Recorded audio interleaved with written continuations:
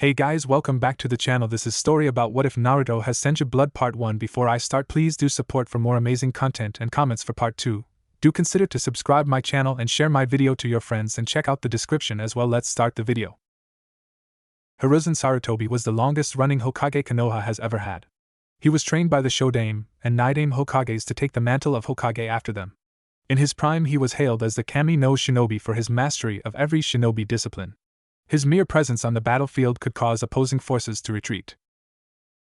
The Sandaime was looking through the window behind his desk to overlook the village he loved so much and all the people he swore he would die to protect. Throughout his life he has had many regrets: not killing Orochimaru, not being able to stop Tsunade from leaving the village, and not being able to help his successor with the Kyuubi. Too many failures for someone hailed with unrivaled abilities. Hiruzen's thoughts drifted to the little blonde-haired boy Naruto, the fourth Hokage's son and Jinchuriki of the Kyuubi. The kid didn't have a negative emotion in him, he was a little ball of happiness. Deciding that visiting Naruto would be a fun way to get out of paperwork, he got up and left the office. After all, anything that could get him out of the stuffy office would be worth it. Naruto's apartment. Naruto was impatiently waiting for his ramen to finish cooking. It was one of the hardest things the blonde has ever had to do on a consistent basis. Young Naruto was given his own apartment last month right after his 6th birthday. He did mostly everything on his own, but A&B would occasionally come by to check on him and drop off groceries when he wasn't home.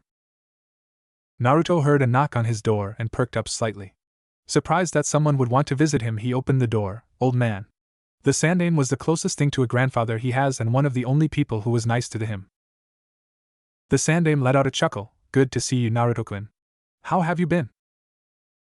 Naruto frowned. Well, this is the 3rd cup of ramen I have tried to cook today, so I would say pretty bad. He was quite upset that his precious ramen keeps dying. If only he could resurrect the cups of ramen, but his abilities don't cover miracles. Hiruzen let out a bark of laughter. Leave it to Naruto to only feel sad that his ramen kept burning. How about I take you to a ramen stand that is one of my favorites? Naruto's face shot up in genuine happiness. The old man would take him out for ramen. This could possibly be the best day of his life. The old man spotted something to his right. The plant in the window started to look healthier, all of a sudden more vibrant even.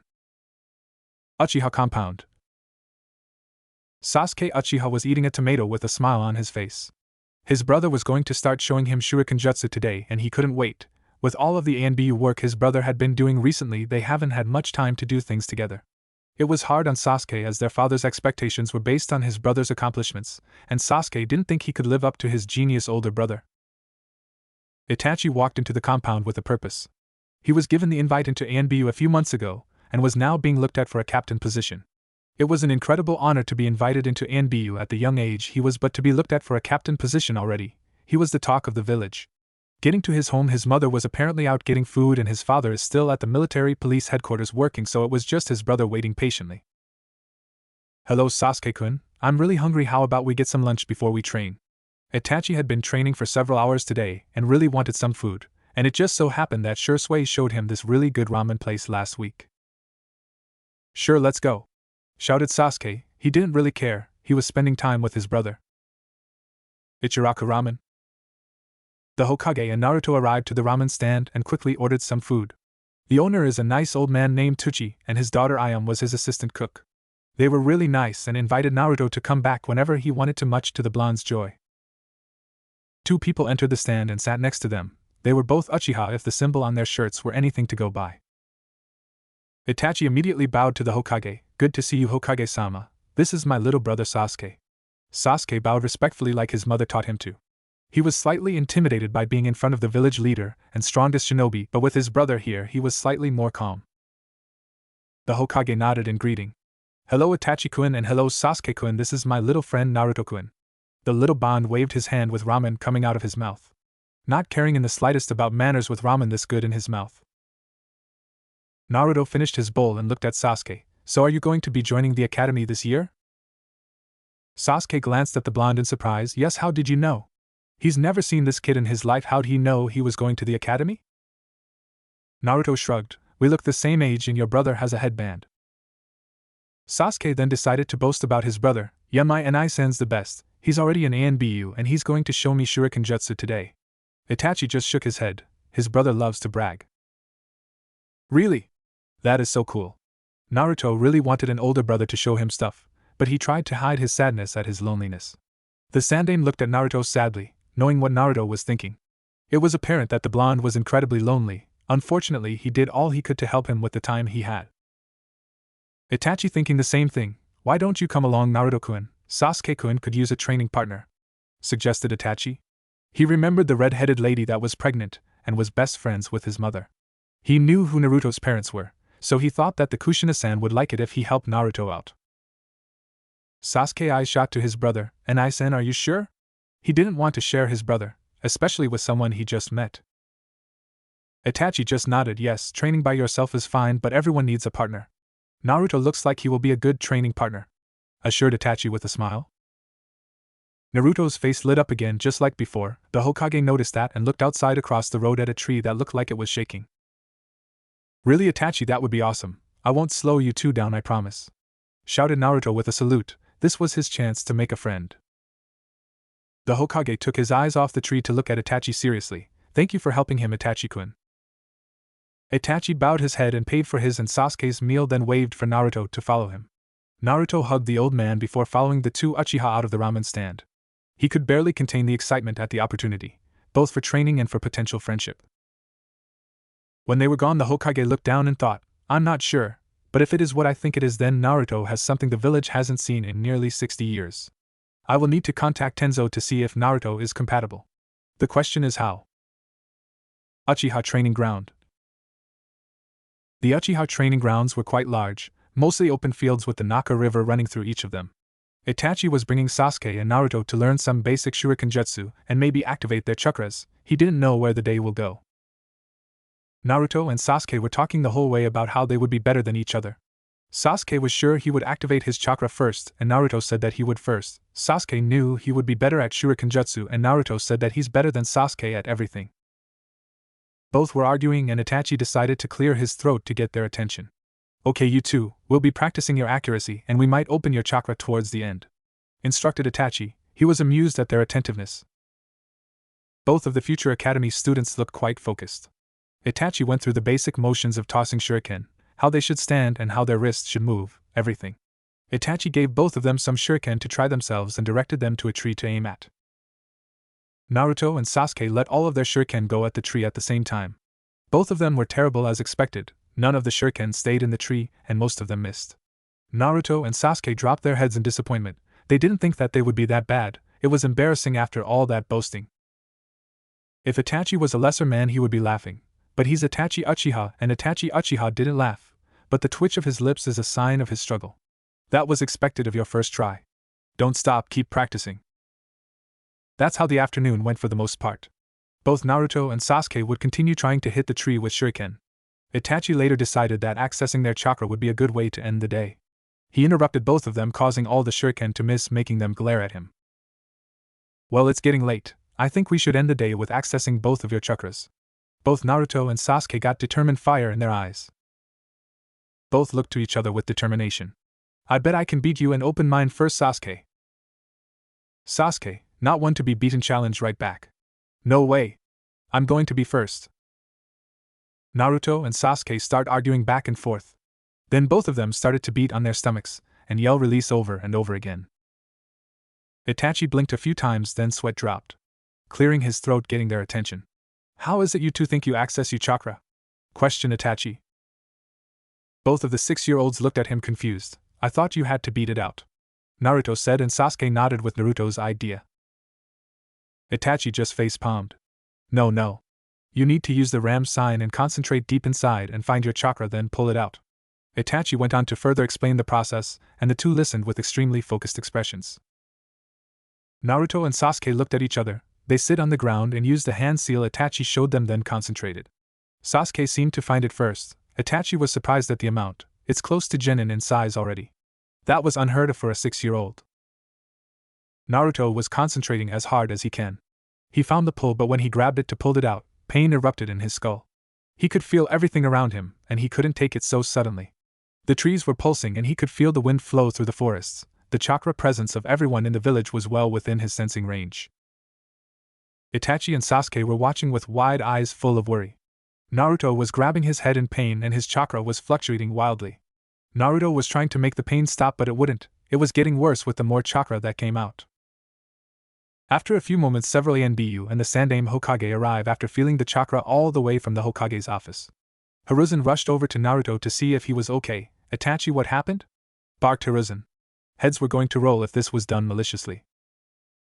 Itachi froze. He couldn't move but managed to point to the ground around Naruto. Nobody noticed it until Itachi pointed it out. Surrounding Naruto were several small sprouts of little trees. The Anbu around Naruto were severely shocked. The Anbu with the Inu mask and gravity-defying silver hair walked up to the little trees. Touching one of them, he felt the chakra running through it. They were pulsing with chakra and he felt like they were living entities with how much chakra was flowing through them.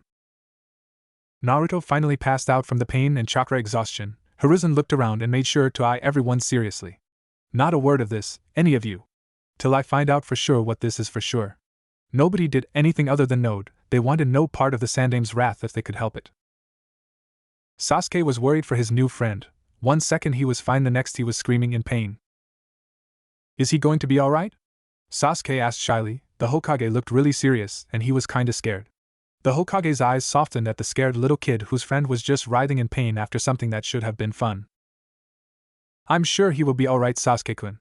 We have to get him to the hospital to run some tests, but I believe I know what it is." Hiruzen didn't want to say until he is absolutely sure about it. But he was 99% sure that the village just got its second Mokuton user. Konoha Hospital. The Hokage didn't go to the front desk and demand a doctor. No, he ran to the second floor and went to his most trusted doctor. She is the only person he trusted with Naruto's healthcare. Rei Hanako was a Mednin who served in the Third Shinobi War as a Chunin until she dedicated all of her time to healing. She was enjoying her afternoon tea when her door burst open and her Hokage came in with an unconscious blonde in his arms. Fearing the worst, she ran over with glowing palms and checked the little blonde over. After a minute of searching, she looked up with a flown. "Hokage-sama, he only has chakra exhaustion, nothing too serious, he should be fine in a few days," muttered Rei, wondering why the Hokage would overreact over something that he should know about. It was good to hear Naruto would be fine, but he already knew that. "I know that, but I want you to run some tests on Naruto-kun, as well as his mother." Rei's eyes widened. What the hell was going on? "What kind of tests do you need me to run, Hokage-sama?" She was certainly confused. She knew Kushina and knew that Naruto was her son. Hell, he was like a clone of Minato. Hiruzen's face became serious. "Compare their blood to Hashirama Senju. Naruto-kun here activated his chakra today. Something happened and I want to confirm if it is just a mutation or a Kekkai Genkai." Rei understood what he was talking about and looked at Naruto with wonder. He might have the Shodaime Hokage's Kekkai Genkai? "Okay, Hokage-sama. I will set up a room and perform the necessary tests for Naruto-kun and contact you when I'm done." The Hokage nodded while setting Naruto down on the couch in the office and left to go to his own office. He needed to contact Jiraiya, maybe even her. Somewhere in Hi-no-Kuni. For the past 6 years since his student's death, Jiraiya has thrown himself into his work. He wanted to get the thought of his student out of his head and the self-hatred for not being there to help him. He promised Minato that he would look after Naruto, but he could bring himself to stay in the village after what happened. What was worse was the man he considered a son had his face carved into the mountain, and to Jiraiya it was like he was being judged the whole time he was there. A small toad popped next to him with a scroll in its hand. Jiraiya took it, and with a bow the toad left. Reading through the scroll before his eyes went wide and he choked in shock. "I need to go back to the village. Sensei might need help dealing with this. The political struggle between the elders and Danzo to get Naruto under their thumb will be a lot for the old man to handle alone." Gathering himself before taking off in a speed that only an S-rank ninja could even hope to have towards the village to see his godson. Maybe this was his chance to make up for lost time. Somewhere else in Hi-no-Kuni. Tsunade and Shizen were walking toward the next town for them to stay at and for Tsunade to gamble and get drunk. Tsunade has been drinking her sorrows away for years since Dan and Awaki died. Since that day she has been haunted by their deaths.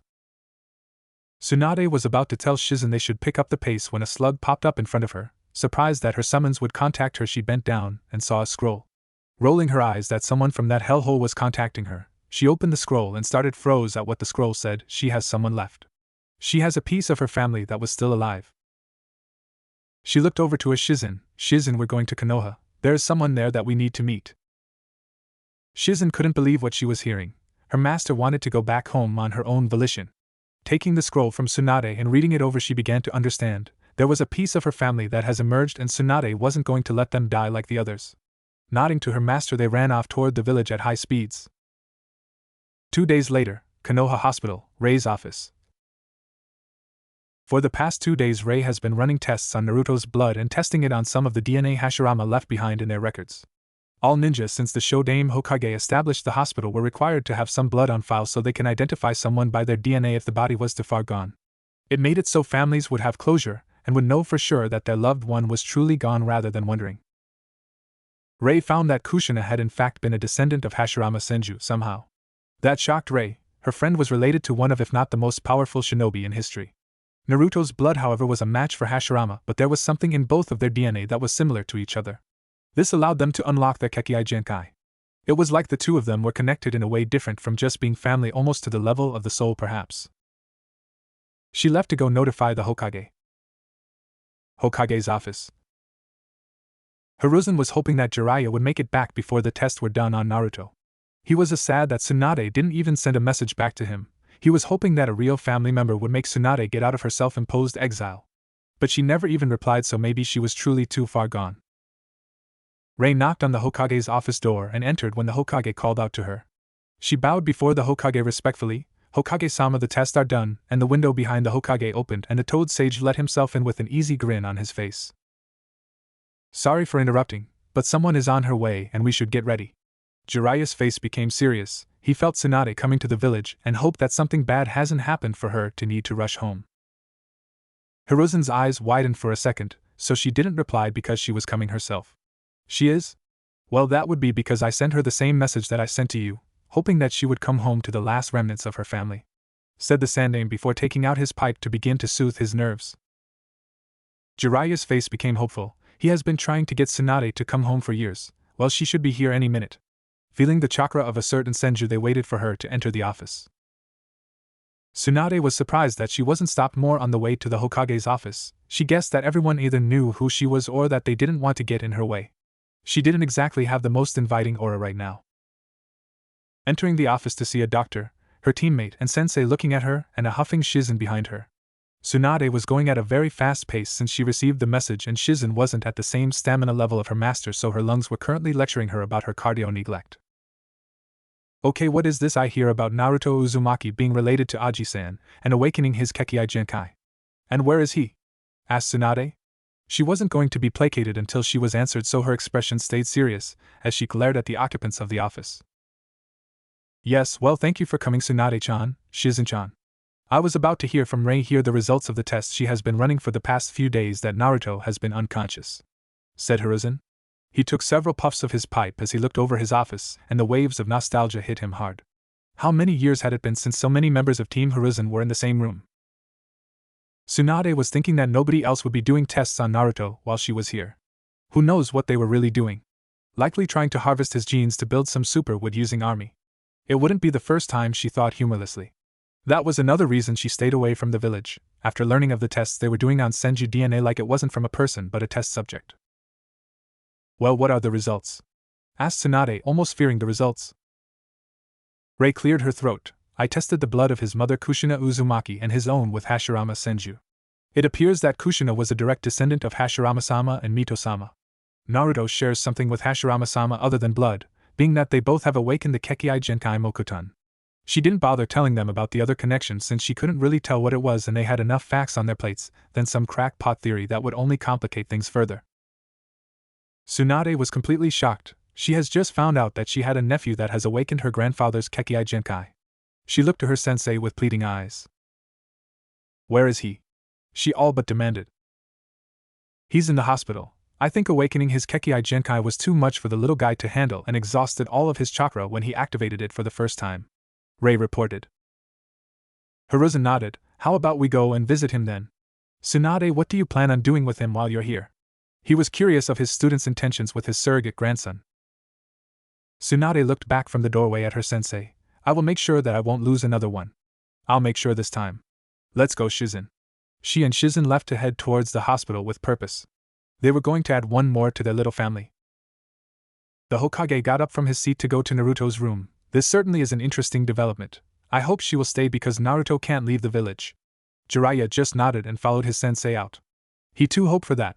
That way he knew that Naruto would be taken care of, and he could rest easier while on his missions. Naruto's hospital room.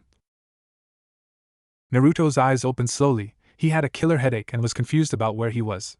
The last thing he remembered was training with Sasuke and Itachi, then trying to activate his chakra. Looking around the room, he was about to get up and leave when the door opened. Tsunade took a breath and entered the room, expecting to see an unconscious little blonde boy. Only to see big curious blue eyes staring at her curiously. She had to fight off the urge to squeal at how cute he looked. She walked over to him calmly and sat down in a chair by the bed. "Hello Naruto-kun, my name is Tsunade Senju." Naruto's eyes widened comically. Gigi has told him about his team. She's one of the old man's students. "You're one of the old man's students?" Naruto exclaimed in childish awe. She was someone from the stories the old man would tell him. It was like meeting a superhero. Tsunade started chuckling at the little bond. "Yes, I am Naruto-kun. I am also someone close to you." Naruto's eyes widened once again. She has blonde hair like him, she could be his mother. But he didn't say anything that would wake him up from the dream he was no doubt having. "You are my nephew and a Senju like me. I have been wanting to meet you." Naruto was slightly upset that she wasn't his mother, but was still happy that he has someone that is really his family. Not to mention that he was apparently a member of one of the most powerful and renowned clans in the elemental nations. The old man told him plenty about the Senju, and about his legendary senseis. Suddenly the door opened again, breaking Naruto from his thoughts, and walked the old man, and another old man with long spiky white hair that was like a lion's mane. "How are you feeling, Naruto-kun? You gave everyone quite the scare," asked Hiruzen. Naruto looked embarrassed that he made people worry. He didn't want that, he wanted people to be happy, not worry. "Sorry, but Tsunade here said that I'm her nephew, is that true?" Naruto asked while he looked at the old man. When he saw the old man smile and nod, Naruto launched himself at Tsunade in a hug, inadvertently smothering himself between Tsunade's enormous. Jiraiya was already incredibly proud and jealous of Naruto. He did something that Jiraiya has been fantasizing about since his 20s. Lucky blonde just like his father. Tsunade was surprised that the little blonde launched himself at her, but after getting over her shock she wrapped her arms around Naruto and held him close. Naruto was happier than he ever has been before. He has a real family, something he has dreamt about for as long as he can remember. He pushed away his tears that were about to fall. He promised himself a long time ago that he would never cry again, and he wouldn't break that for something that was good. Hiruzen had a smile on his face seeing the little bond that he loved like a grandson finally have someone in his life that would care for him like he wished he could. Naruto let go of the hug, whipped his eyes and looked at Tsunade with a big smile. "So does this mean I can stay with you?" He hated living alone, it's too quiet for him, and the unbearable loneliness was taking a toll on the blonde. Tsunade looked at Naruto for a few seconds thinking about that. She doubted that she would be able to take Naruto with her and Shizen on the road. So that would mean that she would have to stay in the village, something she really didn't want to do. But she would die before she left him alone, to possibly die like her brother and fiancé. Or worse, be treated like a living weapon constantly being experimented on. "Yes, Naruto-chan. You can move into our family compound with me," said a smiling Tsunade. She smirked slightly at the surprised expressions of the other people in the room. Naruto blushed at the nickname but didn't say anything about it, only smiling wider. This was hands down the best day of his short life. Shizen, who had been quiet the entire time, decided to introduce herself to the newest addition to her family. "Hello Naruto-kun, my name is Shizen," she said pleasantly and lifted Tonton up so that she could see Naruto. Naruto smiled at her, then looked around. "When can I leave? I want to continue training with Sasuke and Itachi. We were practicing and..." Tsunade interrupted before he could get going. "Oh no you don't, you just suffered chakra exhaustion, at least wait until tomorrow. We'll tell them that they can visit you though. We're going to have to get some things done and later you can get your things and we can get settled at the compound." Naruto looks down at not being able to get to train but nods. The older people all walk out, leaving Naruto alone to wait for any visitors, while they went to get the necessary paperwork done for Naruto to be recognized as the new Senju heir. Hokage office. Hiruzen sat down behind the desk. Tsunade and Jiraiya were waiting for the old man to get the paperwork going. This would no doubt take forever. "Tsunade, I'm making you Naruto's legal guardian. With you being his clan head as well, nothing the council could try to do would be legal without your official consent." Tsunade and Jiraiya were pleased to hear that. After all, Naruto will be wanted both inside and outside the village for his legendary Kekkei Genkai. One that made a man literally feared worldwide. The Hokage and the Sannin went through many different forms and contracts to change Naruto from Uzumaki to Senju. The bureaucracy of a shinobi village never ceased to be tedious, and the Sandaime reveled in his students' annoyed expressions. They were getting a taste of what he's dealt with for 50 years. Shopping district. Sasuke was shopping with his mother. He has been worried about his friend for the past few days. No matter what his family said, he couldn't get the scene of Naruto writhing in pain after activating his chakra out of his head. And of course the Hokage hasn't said anything regarding Naruto yet.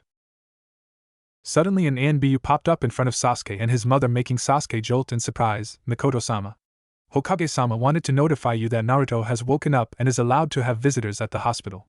He wanted to see Sasuke if that was okay. Sasuke looked at his mother with a pleading look. Can we go visit Naruto? I want to see if he can tell me what happened. Mikoto smiled at her little boy and nodded her head. Naruto's hospital room. Naruto was really bored. He wanted to continue training or at least go and visit his first friend. But his Obasan forbid him from leaving his room. Maybe he could sneak out later. It'll have to be at night with the cover of darkness. Naruto looked towards the door when he heard it start to open and saw his friend stick his head in to peek around. Seeing that Naruto was indeed awake, Sasuke walked in with his mother behind him. Hey Naruto, what happened to you the other day? Naruto still didn't actually know what happened himself. I don't really know, but my Obasan came back to the village and said that I will be living in our clan compound from now on. Replied Naruto while shrugging. All he knew was that he was fine and he was fine with that. Mikoto's eyes widened. She didn't know Kushina had a sister, let alone one that was alive. Who is your Obasan Naruto-kun? Questioned the Uchiha matriarch. Tsunade Senju, she said that I'm related to her and a member of the Senju clan. Announced Naruto with an ecstatic expression. Mikoto and Sasuke were shocked that the little blonde was related to the slug Sannin and a member of the Senju clan. That was certainly unexpected. Well, Naruto, don't think that you're going to be better than me. You may be a Senju, but I'm an Uchiha and we're the best. Sasuke didn't know why, but he felt compelled to say that. Naruto got a fire in his eyes after hearing that. No way. When Obasan lets me start training again, I will kick your butt and I will totally beat you in the academy when we start. That's how the afternoon went for both of them, Naruto and Sasuke arguing back and forth about who would be better than the other, with a sighing Mikoto listening along the whole time. 2 weeks later, Senju compound, head family house. Naruto was in his new bedroom of his new house. He was getting dressed in his new outfit. It was a gray zip-up short-sleeve shirt with the Senju clan emblem on the back and dark blue pants with the bottoms taped off into his shinobi sandals. It was simple but sharp and Naruto really liked it, even though his Obasan refused to allow him to wear any orange. It was totally a shinobi color. The past 2 weeks were interesting in his opinion. His Obasan made a very strong argument to the elders for them to politely fuck off from her nephew. The Hokage announced to the village that not only did Tsunade return to the village, but that Naruto was now the heir to the Senju clan. Most didn't believe that the Jinchuriki was a Senju until the Hokage gave proof, and now everyone was starting to love the fact that one of the founding clans has a new heir, and that it hopefully wouldn't die out. The Hyuga and the Uchiha were the most upset. The Hyugas were upset because now there was a third clan that could rival them in power and prestige. The Uchiha were mad because their rivals were making a comeback and they liked not having to deal with the hard-headed Senju. Especially with clan-village relations becoming more and more strained since the Kyuubi attack. If it got any worse, actions were going to be taken. Naruto walked into the kitchen where one of Naruto's favorite people was making breakfast. Shizen had become Naruto's honorary big sister a day after moving in. "Nei-chan, where is Obasan?" Normally Tsunade was awake already. Shizen looked back from the kitchen. "She's getting ready. Don't worry, she'll take you for your first day at the academy." Naruto smiled happily and started to eat his breakfast. Tsunade was getting dressed. She was wearing the same clothes she usually wore, only having the Senju clan emblem on her green jacket under the kanji for gamble. She was now the head of the clan, not the last surviving member she would have to represent. Today was Naruto's first day at the academy. He has been extremely excited for the past 2 weeks. His training with Sasuke has gotten much more competitive since finding out about his family. Sasuke would get better at Shuriken Jutsu and Naruto would train in it harder. Naruto would be better in Taijutsu and Sasuke would train in it harder. Sasuke's father loved that his second son was pushing himself so hard to be better than the Senju, and Tsunade would just sigh that Naruto would train almost every day. Tsunade walked downstairs to the dining room. "Are you ready for your first day, Naru-chan?" Naruto looked up from his food with a smile and nodded several times. "Of course, Obasan. I can't wait." He's almost vibrating with excitement. This was another chance to make friends and he was ready. "Well, let's get going, we don't want to be late, right?" Naruto nodded his head and ran to put his plate in the kitchen. He gave his Nei-chan hug and ran out the door, grabbing Tsunade's hand on the way out. Academy entrance. Naruto and Tsunade were walking together to the academy. With the young henge and the matching blonde hair, some could and have confused them as mother and son. Naruto was looking around at all the new students with their families dropping them off. He was ready, he was going to be the best, and he was going to have all the friends. Naruto was looking for Sasuke though. After spotting him with his mother and brother, he ran over. "Hey Sasuke. You ready?" Sasuke looked over to the familiar voice with a smirk. "Of course I am, I have to be better than you after all," challenged Sasuke with a smirk. While Naruto and Sasuke were arguing back and forth, Itachi looked Naruto over. "He must not have been told yet. I can't wait until he becomes stronger. It will be very interesting to test myself against the fabled Mokuton." He was told by the Hokage not to mention it to anyone till it was made public knowledge. They would most likely wait until Naruto had control over his abilities first, and he was strong enough to defend himself. Naruto and Sasuke were interrupted from arguing when both of them had their ears pulled. "Will you two cut it out? You're going to be late to class. Everyone has already started to go in," Tsunade said while Mikoto was berating her son at the same time. Both of them rubbed their ears and apologized before running inside, waving to their families. Classroom 139. Iruka is looking over his first class. This is a class full of most of the clan heirs. Most important are the Senju and Uchiha members. Those are legendary clans who founded the village after all. No pressure. Welcome to the academy. My name is Iruka Umino, and I will be your sensei for the duration of your time here. It has been 2 years since the beginning of the academy. Naruto was now 8 years old. Naruto and Sasuke were back and forth for the top spot in the academy. They trained with each other almost every day, and were steadily pulling ahead of the other students. Naruto was told about his Kekkei Genkai, and that he needed to keep it a secret until he could control it. Which was harder than he thought. It required mastery of Suiton and Doton then to use them simultaneously, not something an 8-year-old could do. Naruto has been training with Tsunade and Shizen for his chakra control. He learned that Hashirama was the greatest medic that ever lived. When Naruto asked his Obasan if she surpassed him, she said that it would be like comparing Shizen to herself, so no. Naruto took it upon himself to be the one to surpass his ancestor. Since he inherited the Mokuton, he might as well surpass him at everything. Tsunade loved that Naruto wanted to be a medic and was giving him chakra control training and books to read, so when he was ready she could start the medical ninjutsu training. Naruto also started to read the forest-style taijutsu scroll. It was written by Hashirama to use in conjunction with the forest he was in or one he created. So Naruto thought it was appropriate to learn since he was the only one who could make a forest in any location. Apparently Tsunade wasn't the first one to use chakra-enhanced strikes. Hashirama used them as well, but only for finishing blows, not every punch and not to the extent of Tsunade. Ninjutsu-wise, he was learning Suiton to counter Sasuke's Katon. He managed to learn the Suiton no Jutsu, water release, water bullet technique. It was a very adaptable jutsu that he could use to counter the Uchiha fireball jutsu very effectively. Sasuke was training with his father as much as he could manage himself. He managed to master the Katon, Gokakyu no Jutsu, fire release, grand fireball technique, and was improving his shuriken jutsu every day. The Uchiha taijutsu was coming along, but without the Sharingan he couldn't use it to full capacity. Itachi showed Sasuke different shuriken jutsu that helped him stay at the top of the class in accuracy, but he was losing in taijutsu and was tied in nin and genjutsu with Naruto. A very productive 2 years. Until tonight, the night it all would change for Sasuke. He was training with Naruto and was resting until he noticed that he was really late, and his mother was probably worried about him.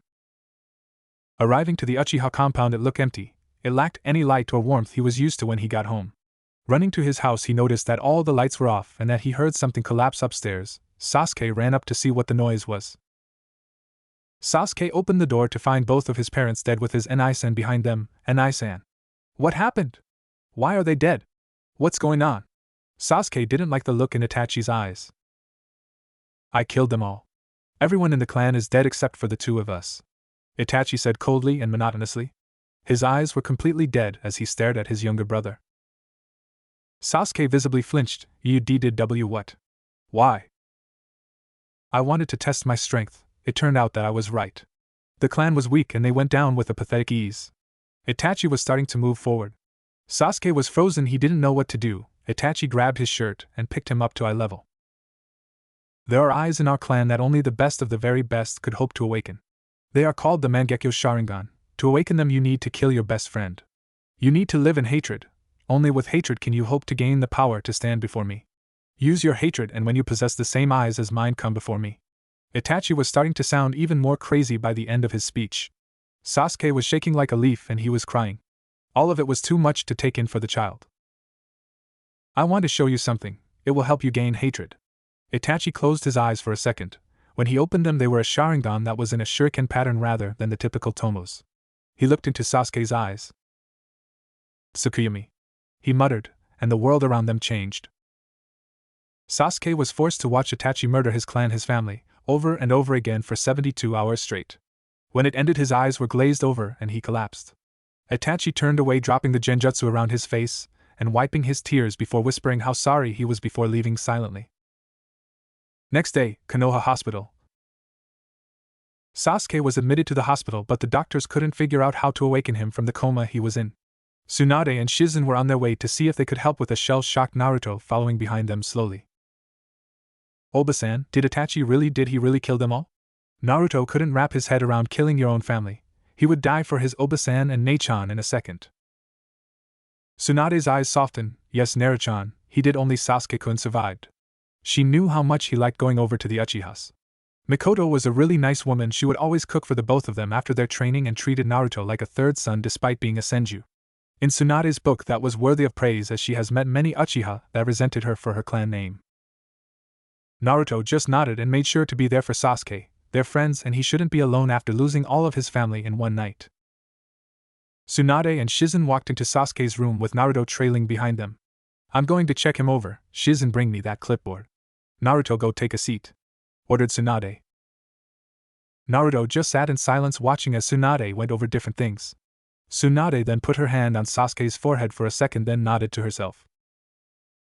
"He should wake up soon. He was put under a high-level genjutsu. He's very lucky there wasn't more damage," said Tsunade. Naruto got up and walked over to the side of the bed when Sasuke started to stir.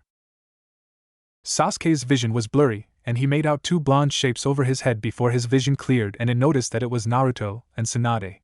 Happy as he was to see that he was alive, he was slowly remembering who wasn't living any longer and who was responsible. "Glad you woke up, man. You gave everyone quite the scare," Naruto said. He was trying to see if there was any different after the jutsu, but he couldn't tell by looking at him. Sasuke groaned in pain. "Did they catch him?" His voice sounded dead, making Naruto tense. Tsunade shook her head with a frown. "No. He was gone before anyone knew what happened." "I'm sorry, Sasuke-kun. Please try and get some rest." She offered him a palm on his shoulder. Sasuke wasn't having it. He frowned and looked up at the older Senju. "When can I start training again?" demanded Sasuke while glaring at his hands. The only thing keeping him here was Tsunade, and the second he could leave, he would. Frowning at his tone, she answered, "Wait at least 3 days. You might be able to leave tomorrow, but you need to take it easy or there could be permanent damage." After saying that, she and Shizen left, and Naruto just waited for Sasuke to say anything. Seeing that Sasuke wasn't going to say anything, he did. "What are you going to do now, Sasuke?" asked a worried Naruto, knowing that he wouldn't like the answer. Sasuke started to shake in anger. He didn't want to talk about it, but Naruto wouldn't leave unless he told him. "I'm going to train as hard and as long as I can until I'm stronger than Itachi, then I'm going to kill him," was the stone voice reply from Sasuke. Naruto wasn't even a medic yet, and he knew that that wasn't healthy. "Sasuke, that isn't healthy. Living like that will kill you." He meant for that to calm Sasuke down, but it had the opposite effect. "Like I care what you say, Senju. I don't care if it kills me. I'll kill Itachi no matter what. Nothing will stand in my way." His face darkened and he looked like he would continue, but Sasuke was getting weak from all the exertion. "Get out of here, I'm going to sleep," muttered Sasuke before passing out. Naruto nodded and left. Outside the room was Tsunade, and she was frowning. "I heard the end of that. He doesn't sound good. But considering what happened, it doesn't surprise me. Give him some space and he should come around." She didn't think he would, but she couldn't tell that to Naruto. Naruto nodded and started walking home. If Sasuke was going to dedicate all of his time to training, so was he. He needed to make sure that he could keep up with or stay ahead of Sasuke so he can make sure Sasuke doesn't do anything stupid that he would regret. 2 years later. Naruto has been training like there was no tomorrow for the past 2 years. He started learning medical ninjutsu. So far he was able to heal small cuts and bruises. His Oba-san said that he was learning faster than Shizen did at his age, much to his embarrassment when she would say that in front of his Nei-chan. 8 months ago he learned a terrifying secret about himself from Tsunade and the old man. He was the Jinchuriki of the Kyuubi. He certainly didn't see that coming. Apparently he should have bad or average chakra control, as most Jinchurikis can't get better than Jonin level control, but thanks to his Kekkai Genkai it can suppress the Kyuubi's chakra so that it didn't interfere with his control. Along with his medical skills he was learning from another man that was from the ANBU Black Ops named Tora. He wore a tiger mask and had the ability to use the Mokuton Kekkai Genkai. Naruto was shocked to find another relative, but apparently he was a subject to one of Orochimaru's experiments, allowing him to use a subpar version of his Kekkai Genkai. Tora was teaching him about Doton Chakra and helping along his Suiton training. He was getting there. He managed to learn some low-level Doton Jutsu and another Suiton Jutsu. Tora said that he should be able to get the necessary control in a year or two so that he could start using Mokuton. Naruto was excited to start learning his bloodline. Taijutsu-wise he was still the best. The forest style was amazing. He started to learn some of the basics to the running water style. It was made by the Nidaime Hokage Tobirama Senju. It was a more defensive and reactive style, relying on speed and redirection. Sasuke was training till he dropped every day as well. He was excelling in his ninjutsu, managing to learn a few more katan jutsu on his own and kept up with his shuriken jutsu training and was learning more advanced katas for his taijutsu. He still hasn't managed to activate his Sharingan, but he wasn't training with anyone anymore to push him. Naruto and Sasuke's relationship changed after the Uchiha incident. Sasuke pushed everyone away, only allowing Naruto in when he wanted to spar. However, after the training he would leave without saying a word. He still was inferior to Naruto. No matter how much he trained, Naruto was ahead, but every spar he was getting better. Uchiha Compound. Sasuke was going through some warm-ups before Naruto arrived. He wanted to spar again to see if he could keep up or even beat him.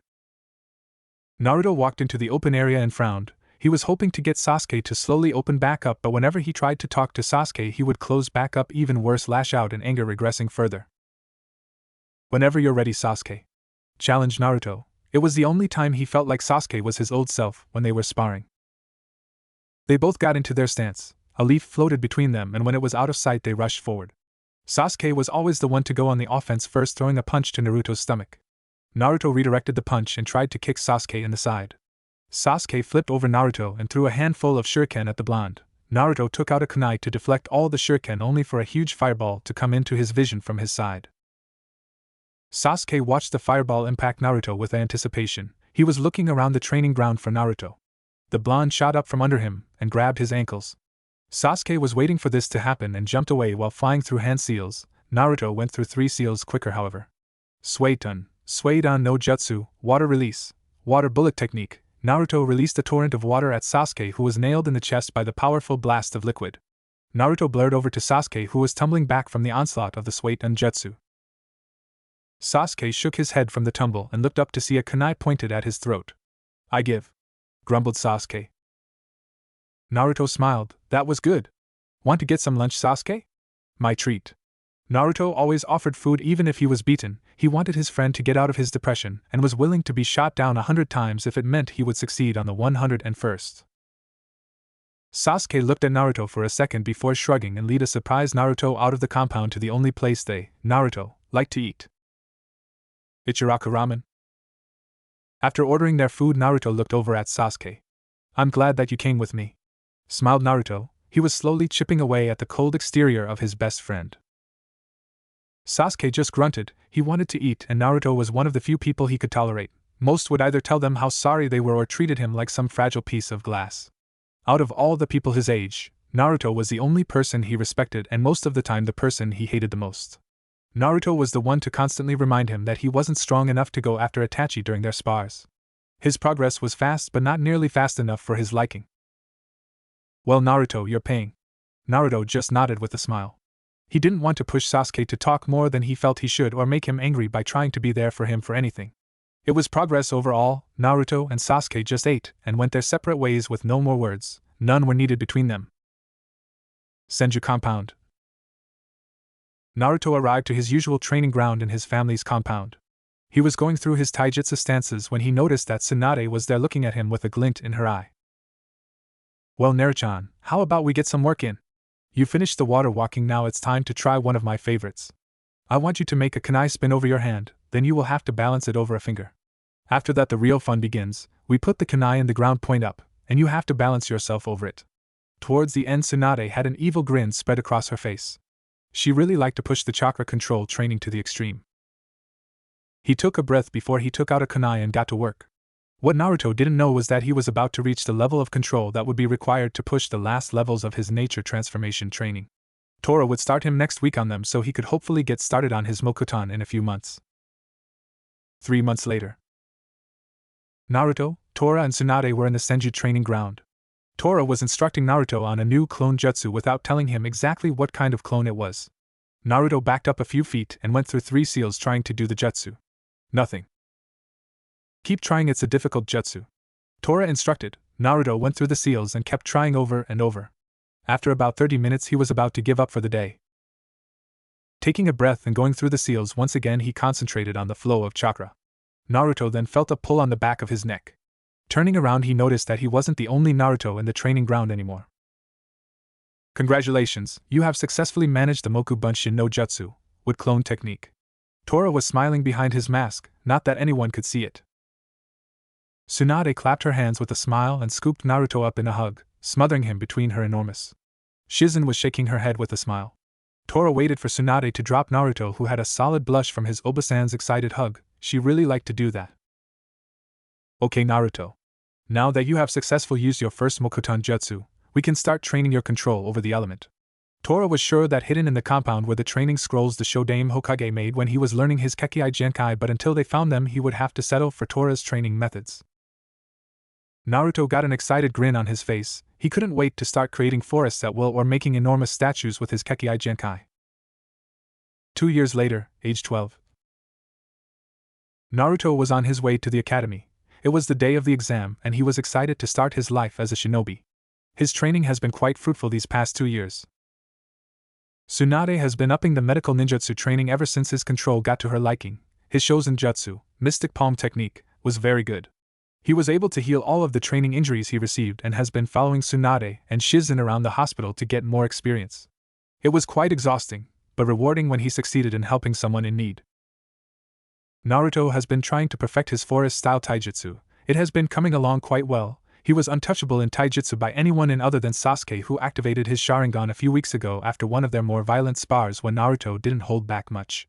Sasuke gave as good as he got when his bloodline activated and Naruto found it very hard to win in hand-to-hand. Ninjutsu-wise, Naruto learned a few more each jutsu, his favorite being the Doton, Doria Taiga, Earth Release, Earth Flow River. He used it constantly against Sasuke in their now weekly spars. The Suiton jutsu Naruto learned was the Suiton, Suidanya, Water Release, Water Severing Wave. He would mold chakra in his body then spew it out in a highly pressurized stream. He could cut through trees with it if he tried hard enough. Genjutsu-wise, he learned how to release some higher-level jutsu and learned the ever-useful Magen, Kokoni Areza no Jutsu, Demonic Illusion, False Surroundings technique. He was quickly finding out how much he loved the jutsu. It was one of his most versatile jutsu, requiring only one hand seal. He overused the hell out of it before Sasuke awakened the Sharingan. Now it wasn't very useful. He was most proud of the progress he has made on his Kekkei Genkai. He managed to learn a few powerful jutsu. Naruto learned the Mokuton, Daijin no Jutsu, Wood Release, Great Forest technique, turning his arm into wood he could use it to bind or pierce his opponent. Also the Mokuton, Mokujihiki, Wood Release, Wood Locking Wall. Depending on the amount of chakra he put into the jutsu, he could use it to block almost anything, except for one of his Obasan's punches. He didn't have the skill with his Kekkei Genkai to block such devastating strikes. But his now favorite jutsu, the Mokuton, Jukai Koten, would release Nativity of the Sea of Trees. It was a jutsu that could create a forest on any surface. He could make the smallest plant into an enormous tree in a matter of moments. His sensei Tora didn't even know the jutsu, nor did he teach it to the blonde. Naruto was training and found the scroll inside one of the trees in the compound. It told him that only someone that had the Mokuton Kekkei Genkai could find the scroll. When he tried to show the jutsu to his sensei, he could use it since it required such a strong life force that Tora wasn't born with. Entering the classroom for hopefully the last time, he took his seat and waited. He was always the first one here. I wonder who I will get on my team? I'll be the rookie of the year by such a small margin, so I will get the top kunoichi, who I think might be Ino or Sakura, not sure. I hope I get someone cool on my team like Shikamaru or Kiba. He was broken from his thoughts when Kiba jumped up to the seat next to him with Akamaru in his jacket. Sup Naruto? Akamaru barked right after to say hello. Hey Kiba, Akamaru. Where are you in the placements? You're at the bottom, right? Asked Naruto. It wasn't an insult. Naruto actually looked hopeful. Kiba just shook his head. No, I'm more towards the middle. He didn't like the academy. All he really did was make sure he didn't fail but excelled in taijutsu and physical workouts. Naruto nodded, he thought so. Suddenly 2 girls burst into the room, one with blonde hair and the other with pink hair. First, they both yelled at the same time. Ino and Sakura were rivals at the academy. Ino Yamanaka was Sakura's first friend when she was made fun of for her overly large forehead, but after they got to the academy they both fell in love with Sasuke and the friendship ended and the rivalry started. Ino looked around the room and noticed that Naruto had an open seat next to him. She ran up and sat next to him. "Hello Naruto-kun, are you ready for the graduation test today?" she asked while smiling at the blonde. Naruto had been the subject of her affections since the second year of the academy when he sat next to her, and was always happy to talk to her, which was way more than any other cute boy did. Sakura was fighting her way to sit next to Sasuke. She pushed away some other civilian boy on the seat and looked at Sasuke happily. "Hi Sasuke-kun. I'm gonna sit here if that's okay." Sasuke didn't respond, he just looked at her for a second before grunting. Iruka walked in and after yelling at everyone to settle down he cleared his throat. "Okay, the final for the graduation will be the Bunshin no Jutsu, clone technique." After he told them that, he walked into the other room and called out the first name on the list. Naruto was watching people walk into the examination room one after another. "What are you going to do to celebrate passing, Naruto-kun?" asked Ino. She was hoping that he would ask her to go to dinner after the test, but she wasn't as delusional as people thought. "I'm not sure. I think Tsunade Obasan will want to do something, but she hasn't told me anything, neither has my Nachan." Ino nodded. She has wanted to meet Tsunade of the Sannin since she heard of her. She was like the kunoichi every girl wanted to be. Naruto got up and walked over to Sasuke after excusing himself from Ino. "Hey, what are you doing after the test?" "I'm going to train Senju. How about it? Want to have a little dance after class?" After Naruto used his Kekkei Genkai in one of their spars, he only really called him Senju in public, only calling him Naruto during their fights. Even then it didn't happen that much. Naruto got a look in his eye that was more anticipation than anything else. "Oh. You want to have a spar, Sasuke?" "Yes, that would be fun. Meet me at the Senju training ground later. I want you where my medical supplies are so I can heal you afterwards." Naruto always got a thrill when fighting Sasuke. He loved every second of it. He suspected Sasuke did as well, considering he always came back for more. Hokage's office. All the Jonin and the Sandaime Hokage were huddled around the seeing orb on the Hokage's desk. "So those are the heirs to the Senju and the Uchiha clans?" a woman in red bandages and vines said, observing them.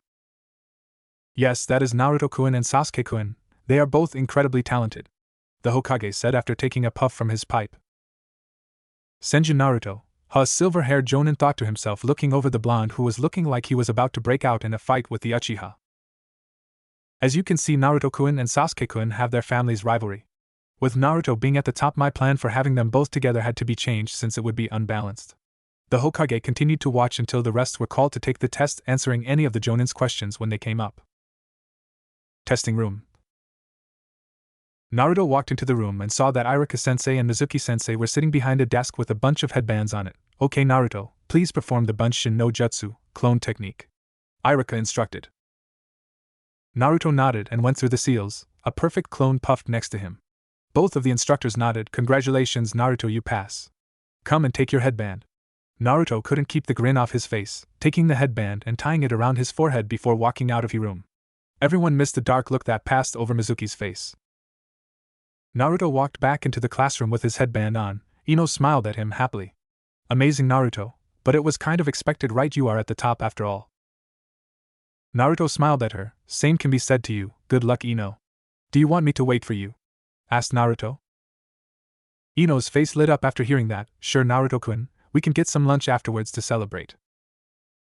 Naruto nodded, watching her walk off before Kiba walked up to him, headband tied proudly around his forehead. "Nice man, so what are you going to do now?"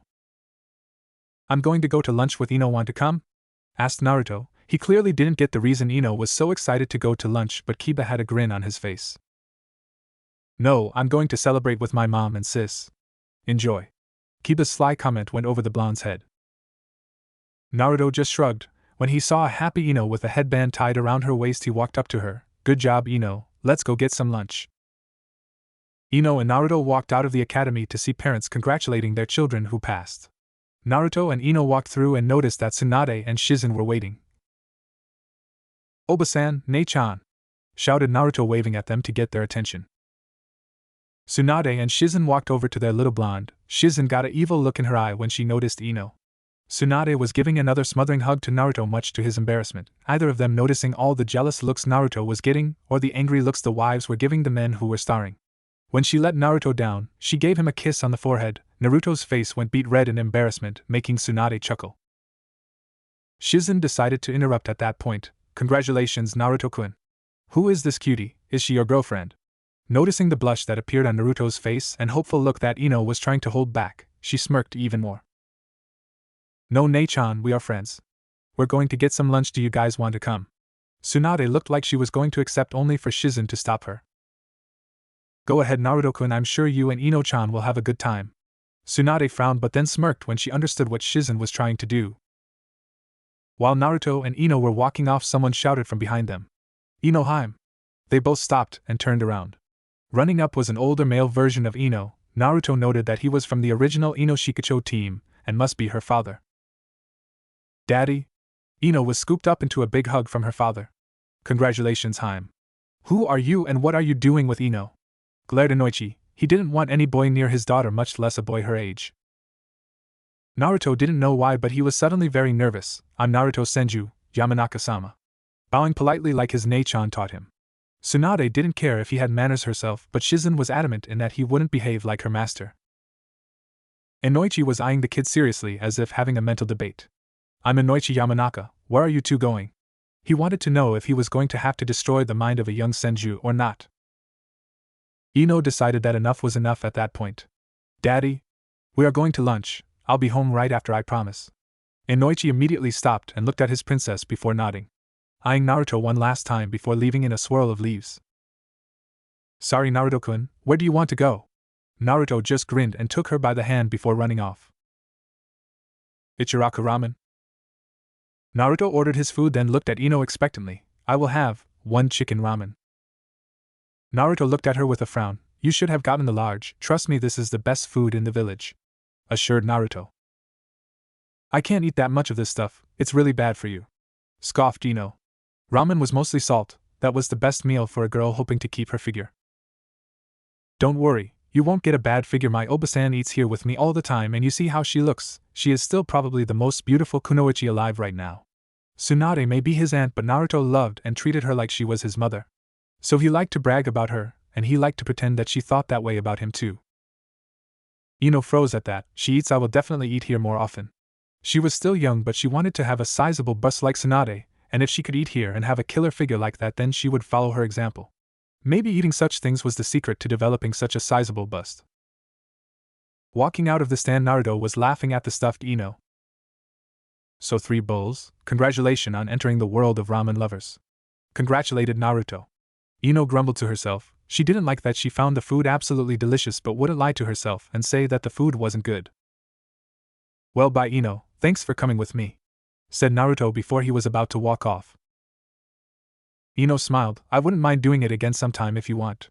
Naruto smiled and nodded before running off to his house to hopefully get there before Sasuke does.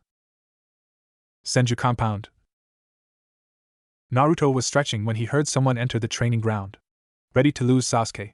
Challenged Naruto. His blood was starting to pump in anticipation of their fight. Sasuke was grinning madly himself. Bring it on, Naruto. Both of them got into a stance. Naruto decided to start it off, charging in at close to top speed, becoming a blur and going for a kick. Sasuke, who activated his Sharingan, noticed the kick and leaned back and landed a lightning-fast punch on Naruto. Rearing back from the punch before engaging at a faster pace, knowing that Sasuke would have trouble keeping up at this level, he went on the offense. They both engaged in a blur of punches and kicks, neither getting too many hits in on the other but not coming out unscathed either. Over to the side of the training ground, Tsunade was watching the spar with a frown. She hated when they fought nowadays. They always took it too far, and while she trusts Naruto, sometimes he would get carried away and stop holding back and fight with intent to kill. Both of the boys were far too excited by combat that she was worried that it wasn't healthy. Back in the fight, Sasuke tossed half a dozen shuriken at Naruto for him to jump back and to make some seals to use the Mokuton, Mokujihiki, wood release, wood locking wall, to block the fireball that was approaching him. Naruto went through some more seals and shot a high-pressure stream of water through the wood at Sasuke, who managed to avoid most of the jutsu before jumping back from the tendrils of wood coming from the ground. Sasuke watched as wood beams started to converge on him while going through seals, Katon, Ryuka no Jutsu, fire release, dragon flame technique, putting more chakra to give it extra power so as to burn the wood. The flames were hot enough to turn the wood that was coming at him to ash, giving the Uchiha some breathing room. Naruto frowned. He didn't know that Sasuke knew something like that. It was a B-ranked Katon jutsu for sure. Naruto took out a shuriken and tossed it before going through seals for the Shuriken Kage Bunshin no Jutsu, Shuriken Shadow Clone Jutsu. One shuriken became hundreds, while Sasuke was using a Katon Jutsu to destroy the clone shuriken. Naruto was building a lot of chakra before the ground shook and trees started to grow at an incredible rate. Mokuton, Jukai Koten, would release, nativity of the world of trees. Always an impressive jutsu no matter when I use it, thought Naruto with a grin. This was his ultimate jutsu. Sasuke was having different thoughts, however. When the hell did he get a jutsu on this ridiculous of a level? He was trying to dodge the trees that were trying to bind him, while the trees were cornering Sasuke.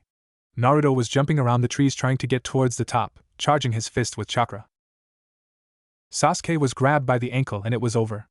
Sasuke was wrapped by the trees in a second. Naruto was above him preparing his final attack. Noticing that Sasuke was trapped, he jumped at him and slammed his fist into Sasuke, breaking him out of the trees and causing him to crash onto the ground, creating a small crater. Naruto landed next to him and put both of his hands on the ground and took back in the chakra from his jutsu, and making the trees go back into the ground. Looking back over to Sasuke, he placed a glowing green hand on his chest and started to numb him. He went too far with that punch. Luckily he didn't put too much into it, but he didn't like to use chakra-enhanced strength in his spars. Tsunade walked up with a frown on her face. A little overboard, don't you think? Naruto nodded absently. He was still focusing on Sasuke. Sasuke groaned and opened his eyes. When did you learn that jutsu, Naruto? Sasuke has only read about that jutsu, never thinking that Naruto was capable of using it. It was said to be the jutsu that created the forests around their village during its conception. Naruto grinned. I learned it a bit ago, but it wasn't ready to use against you yet. I hope you start training even harder now or you won't catch up, Sasuke-chan. Teased Naruto, making Sasuke growl. He hated being reminded, but it wasn't like he wasn't thinking it himself. Thanks for the spar, I'm going to head home. See you at the academy tomorrow for team placements, Sasuke said before he jumped off to head home before Naruto could say anything, making the blonde frown. I wish he would open up more. I hate what Itachi did to him, muttered Naruto. Tsunade just frowned in response, deciding to lighten the mood. Come on, Naruto-chan, go get cleaned up so we can eat whatever Shizen made to celebrate. Naruto smiled before running off to get cleaned up. Shizen was the best cook. Next day, academy classroom. Naruto was waiting for Iruka to walk and he was running late, which wasn't like the scarred Chunin. The door opened and Iruka walked in with a few bandages on but fine otherwise. Okay, settle down. You're now shinobi of Konoha. I don't want you all to think that you'll achieve your dreams or that all of you will live long enough to even try to achieve your dreams. Right now you are only genin, bottom of the food chain, but with hard work I'm sure that you will climb the ranks. Now for the team's placements. Naruto wasn't paying attention after that. Team 7 will be Sasuke Uchiha. Naruto started to listen, interested in who will be with Sasuke. Sakura Haruno Sakura jumped up and cheered at all the groaning fellow fangirls. And Choji Akimichi. Team 8 will be Hinata Hyuga, Shino Abirame and Kiba Inuzuka. All of them were fine with the placements of the team. Neither of them had any problem with the other. Team 9 is still going and Team 10 is Naruto Senju. Ino Yamanaka and Ino was holding herself back from cheering. That would be lame to do right in front of Naruto. Shikamaru and Nara, your senseis will be here any minute now. Iruka walked out of the room, leaving the students to wait for their senseis. Naruto and Ino walked over to Shikamaru. Hey! Looks like we're going to be on the same team, Shikamaru. Started Naruto with a smile. Shikamaru yawned and looked at the two blondes in front of him. Troublesome, yeah, looks like it, Naruto. Right as Shikamaru said that, the doors slid open and two jonin walked in.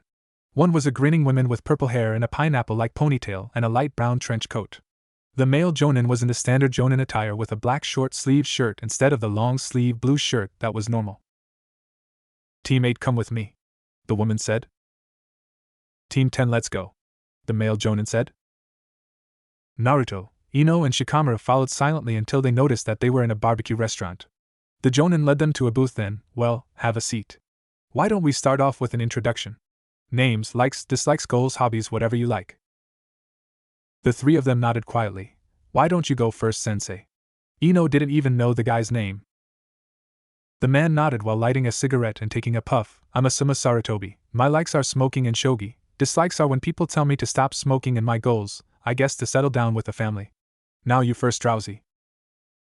Shikamaru mumbled something under his breath. I'm Shikamaru Nara. My likes are shogi and cloud watching. Dislikes are troublesome people, and my goal is to marry an average girl and retire as a chunin.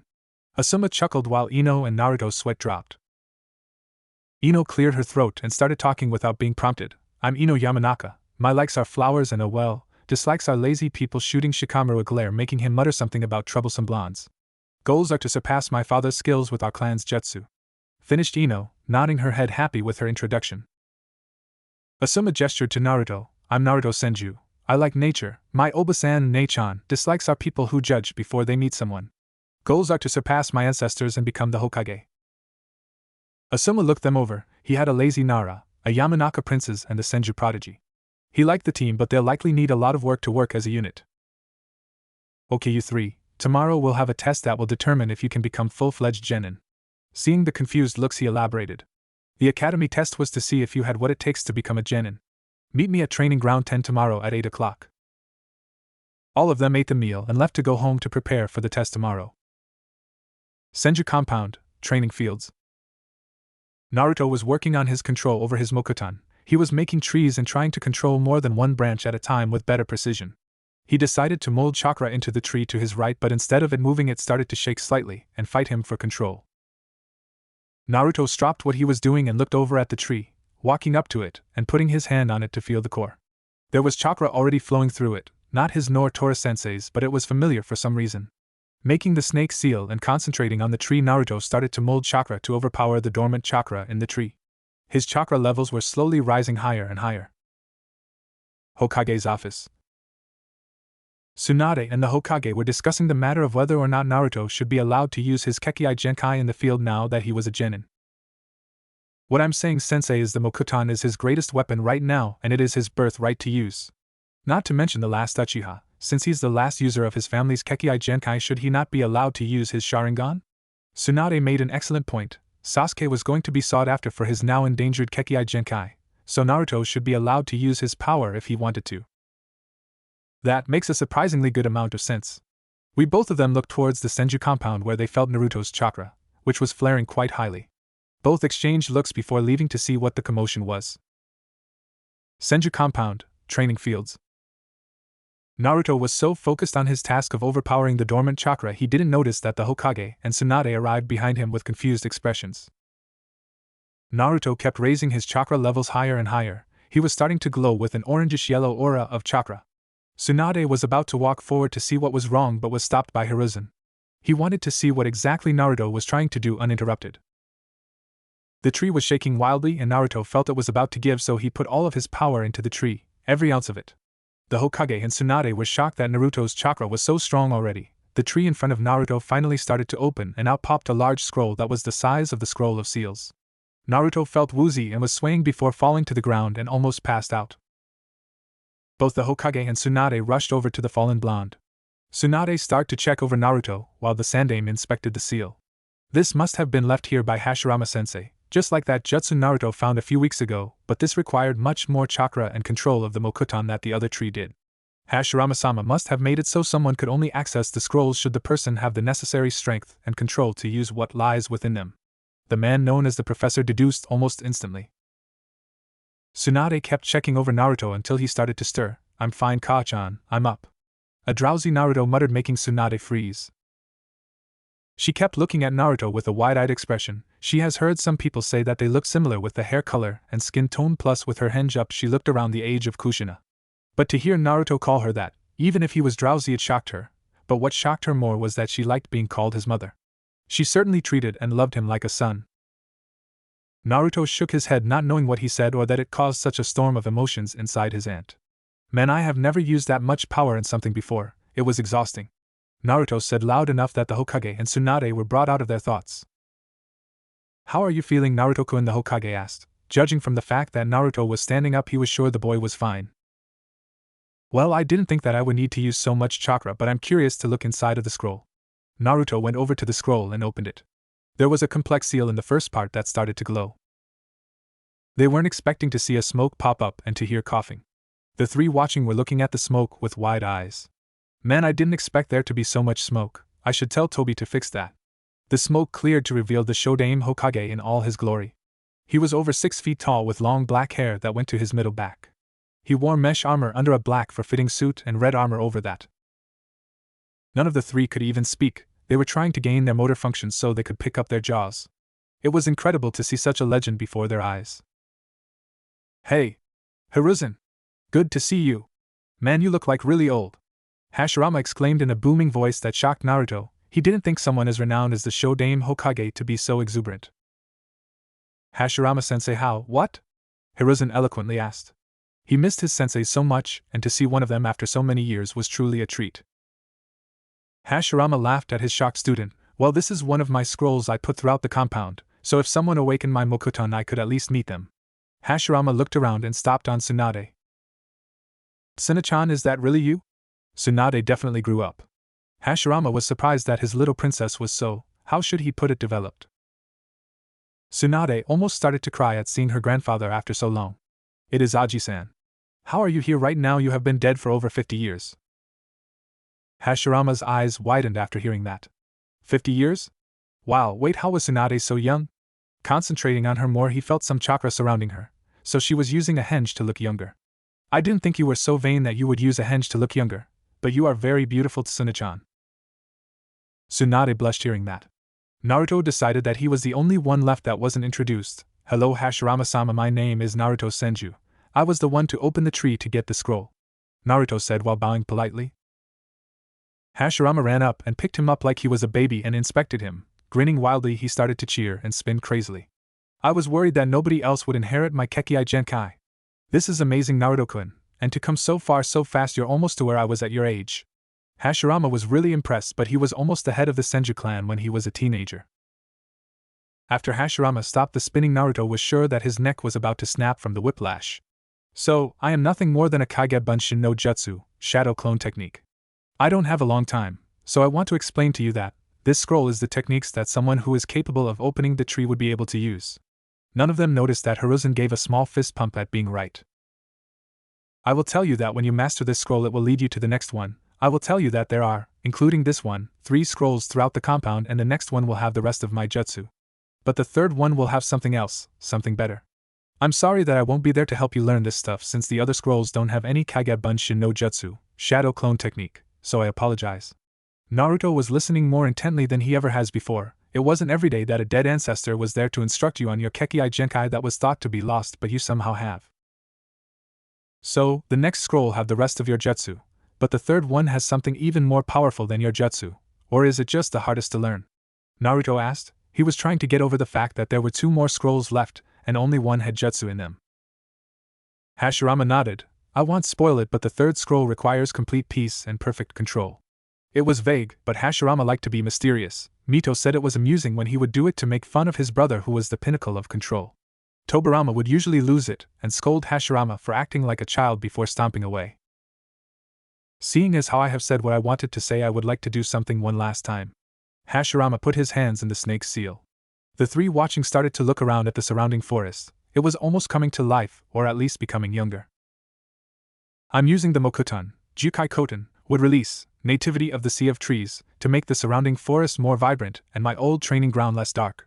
He could feel the forest. The trees were just as large as he remembered, but they were almost corroded. After he was done, most of the trees affected by his jutsu looked healthier and much stronger. That is all the chakra I have left. I will be dispelling soon. It was good to see you, Hiruzen, Tsune-chan, and it was very nice to meet you, Naruto-kun, and I'm glad that there is someone like you to help bring the village to new heights that I know you can. And maybe you can accomplish my dream of making a place where everyone can understand each other, and fighting won't be necessary any longer. Hashirama said with such passion it showed Naruto exactly why he was held in such high esteem. Naruto did the only thing he could. He bowed. I will succeed, I swear, Hashirama-sama. Naruto never really thought about that kind of world, only that he wanted to become strong to surpass his ancestors and be the next Hokage. But hearing what the Shodaime Hokage always wanted to do and that he could take up the task of completing the Shodaime's goal for him was an honor. It also showed him how narrow his views have been and selfish he was.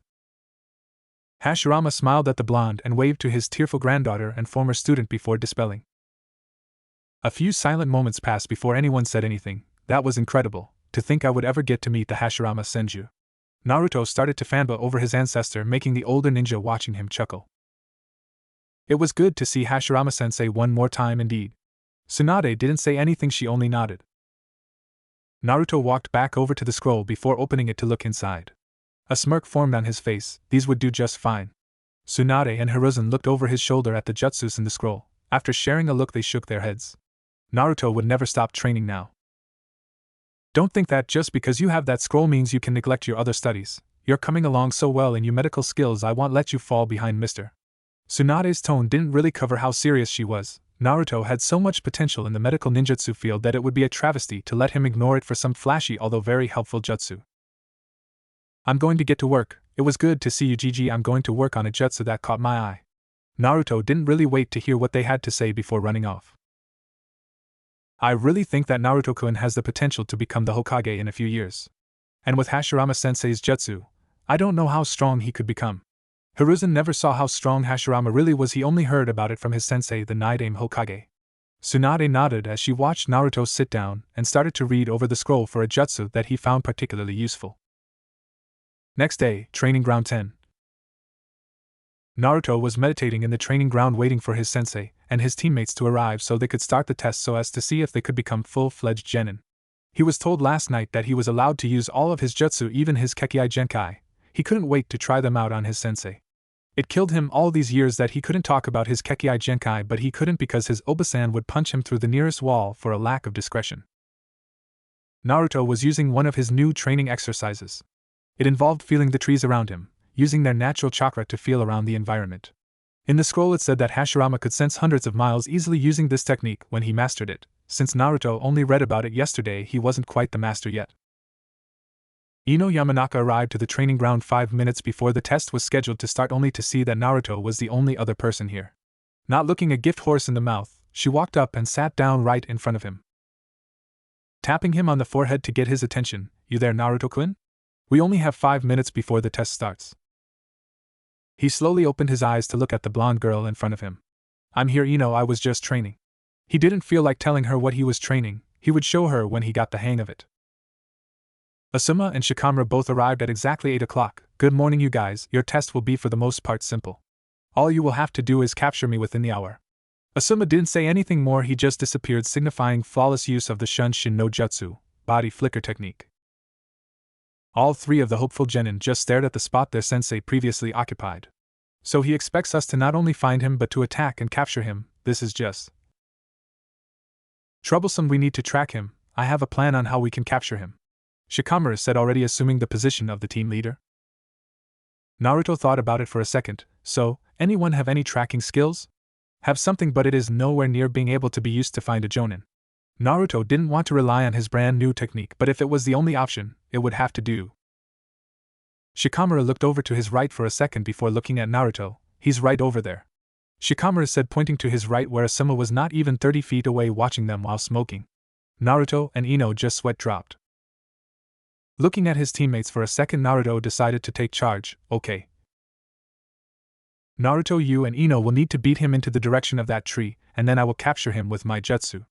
For the most part that was the idea that Naruto had, but the constant interruptions were getting to the blonde.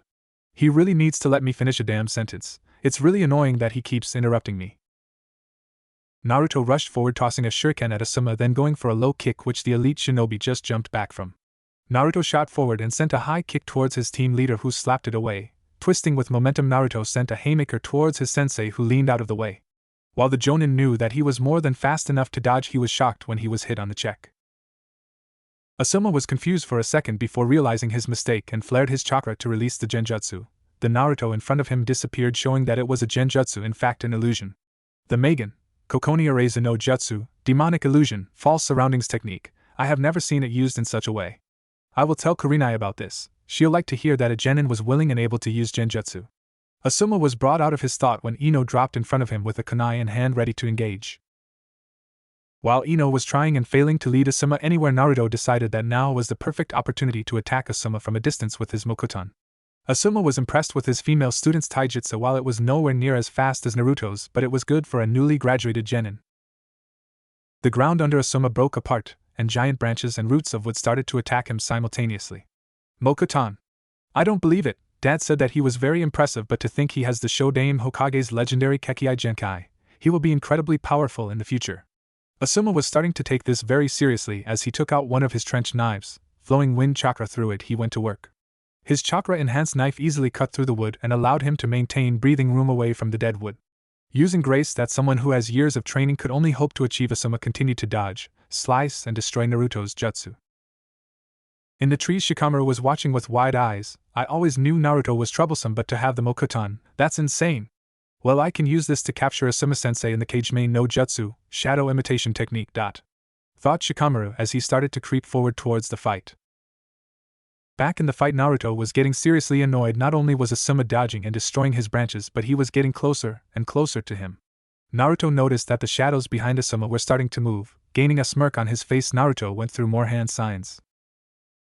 Asuma was about to move in and disable Naruto when giant hands made of wood shot out of the ground and tried to crush him. He did what any sane person would do and jumped back to gain some space, right into the Shikamaru's shadow. Shikamaru smirked when Asuma's foot hit the shadow. Kageme no Jutsu, shadow imitation technique, success. Shikamaru said loud enough for everyone to hear him. Ino came out of the forest where she was waiting for another opening after Naruto started to use his jutsu. That was incredible, Naruto-kun, Shikamaru. Ino didn't really do anything during the test. It was mostly Naruto and Shikamaru. Even though Shikamaru was just the one to capture Asuma, it was more than she did. Yes, it was. Good job, you three. Let me out of this jutsu, Shikamaru. Shikamaru complied and both of them started stretching a little. Now, Naruto, that's quite the skill set you have there, Mokuton. Toussaint said that you were special, but I didn't think that much. Asuma didn't remotely think that he was capable of using the legendary Kekkai Genkai of the Shodaime Hokage. Yeah, that was incredible. Was it really, Mokuton? Ino asked. She never expected that Naruto was not only a Senju but a direct descendant to the Shodaime Hokage. It was unreal. Yeah, I learned that I had this Kekkai Genkai when I was about 7 years old. But I unknowingly awakened it when I was 6 when I first activated my chakra. Naruto was happy that he finally got to tell people his own age other than the ever-silent Sasuke about his Kekkai Genkai. The Uchiha was never impressed with anything, just more or less pensive depending on the situation. Well, that's all well and good, and since you three successfully managed to capture me, I henceforth declare us Team 10. We'll start our missions tomorrow as well as team training. Oh, Naruto, what was that jutsu towards the end with all the wood arms? Asked Asuma. He was very intrigued with that technique. It has a lot of potential. Naruto perked up. This was the jutsu that caught his eye last night. It was the Mokuton, Hote no Jutsu, wood release, laughing Buddha jutsu. I started learning it last night. When I master the jutsu, the hands should be massive and the range will increase exponentially. Naruto couldn't wait until he mastered the jutsu. It was gonna be amazing. Asuma nodded. Cool. Well, see you three tomorrow. Asuma left without another word to go and report to the Hokage. That was fun, you guys, but I need to get to the hospital. I promised my Obasan that I would help her today after the exam. Naruto said before darting off before the other two could get a word in. If he was late, then he would have another shift as punishment, and as rewarding as healing people was, it was ridiculously tiring. Ino deflated at not getting another chance to spend time with Naruto but shook it off with practiced ease. Well, Shikamaru, what do you have to do today? I have to go help my dad with the deer, not to mention train. My Ka-san is making me train even more since she heard I would be on the same team as Naruto. Something about not being a burden or something. After seeing a little of what the blonde Senju was capable of, he had to admit that his mother was right. If he didn't start training to keep up, all he would end up being is dead weight. Ino nodded and left. She didn't have anything to do today. Maybe she would go annoy Forehead. Yeah, that sounded like a lot of fun, plus she could see how her team did. Hokage's office. All the Jonin that were testing the new genin were standing at attention in front of the Hokage. Okay, let's get started. Who passed and who failed? The Sandaime started to listen to all of the teams that failed. It wasn't much of a surprise. He only really expected 2 or 3 teams to pass. Kakashi stepped forward. Surprisingly, Team 7 passed. You could hear a pencil drop in the room since Kakashi never passed a team. Coming out of his momentary shock, the Hokage asks, so how did the test go? He was also curious about the Uchiha. He only barely lost to Naruto for the spot of Rookie of the Year. Kakashi thought about it for a second. Well, I did the normal bell test. It started out exactly how I expected. The 3 of them separated and attacked me individually. However, Sasuke was very strong. He managed to touch a bell, and had I not backed off, he would have taken it. That kid is good. I can only imagine how good Naruto is if he beat out Sasuke. The other 2, Choji and Sakura, were almost exactly how their files said they were. Both have lots of potential, but right now they are still fresh and don't yet have the same drive that Sasuke does to get stronger. After they attacked me individually, Sasuke managed to figure out the meaning of the test and got Choji to work with him, and Sakura never needed convincing. She would listen to whatever he says. With teamwork, I let them get the bell and they passed. Kakashi sighed since he wasn't used to talking that much, but that was the gist of what happened. Everyone was mulling over their thoughts on two things. One was that Sasuke managed to almost get a bell from the Kakashi Hatake and that somehow Naruto was stronger than him. Seeing the silence that was taking over the room, Anko stepped up. Teammate also passes Hokage-sama. The third nodded and Asuma stepped forward. Well, my test was a little different than yours, Kakashi. I wasted them to capture me. But Naruto has something that I never would have expected. Somehow, looking at his father before looking at the whole room, Naruto has the Mokuton. There it was. Everyone understood why Naruto was so strong and able to keep up with Sasuke. He had a legendary Kekkai Genkai himself. The Sandaime, who was still smoking his pipe, nodded. Yes, we have known for a while. Some ANBU, myself, both of my students and young Sasuke-kun have known about his Mokuton for some time now. But since he just now has the appropriate control over it, he was just now able to show it to everyone else. The Hokage originally wasn't going to let anyone know until it was absolutely necessary. But why be afraid of what the other countries would do if one of their shinobi was strong? They would have to get through the whole village before someone could get to Naruto. The rest of the Jonin nodded. It wouldn't be right to tell the rest of the village and risk danger before you could control something. Now that we have the teams that have passed, you're all dismissed. Hiruzen waited for all of the Jonin to leave before sighing. A smirk grew on his face. Man, I thought that meeting would never end. Now where were we, my precious? Hiruzen giggled to himself before taking out his copy of Ika Paradise. Konoha Hospital. Thank you for the help, Naruto-sama. A dark-haired civilian said to Naruto. Naruto just waved her off. It's my job and you don't have to call me that, just Naruto would be fine, Nimi-san. Nimi nodded and left. She was worried about a possible broken ankle, but Naruto fixed it up, and all she had was some pain that would go away with the medication. Naruto let out a breath. He was young and a new genin, but the hospital recognized his skill as a medic, so he was given patients back to back. It didn't help that Tsunade was the hospital chief and dared anyone to defy her choice of staff. Very good, Naruto-chan. How about you take a break and get some lunch with me? Tsunade, who was leaning in the doorway, asked while looking at her nephew. Sure, Nate, how about some dango? Tsunade smiled and led them out. Dango shop. After they ordered, they sat down at one of the tables. You have been coming very well in your medical ninjutsu. I think it is time for you to start learning more advanced techniques. Tsunade wanted to eventually give Naruto the slug contract since he has the chakra levels to summon them and the control to use the remote healing.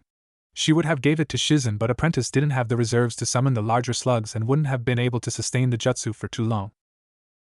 That would be cool, but I have missions and team training now, so I don't think I will have that much time to focus on my medical ninjutsu.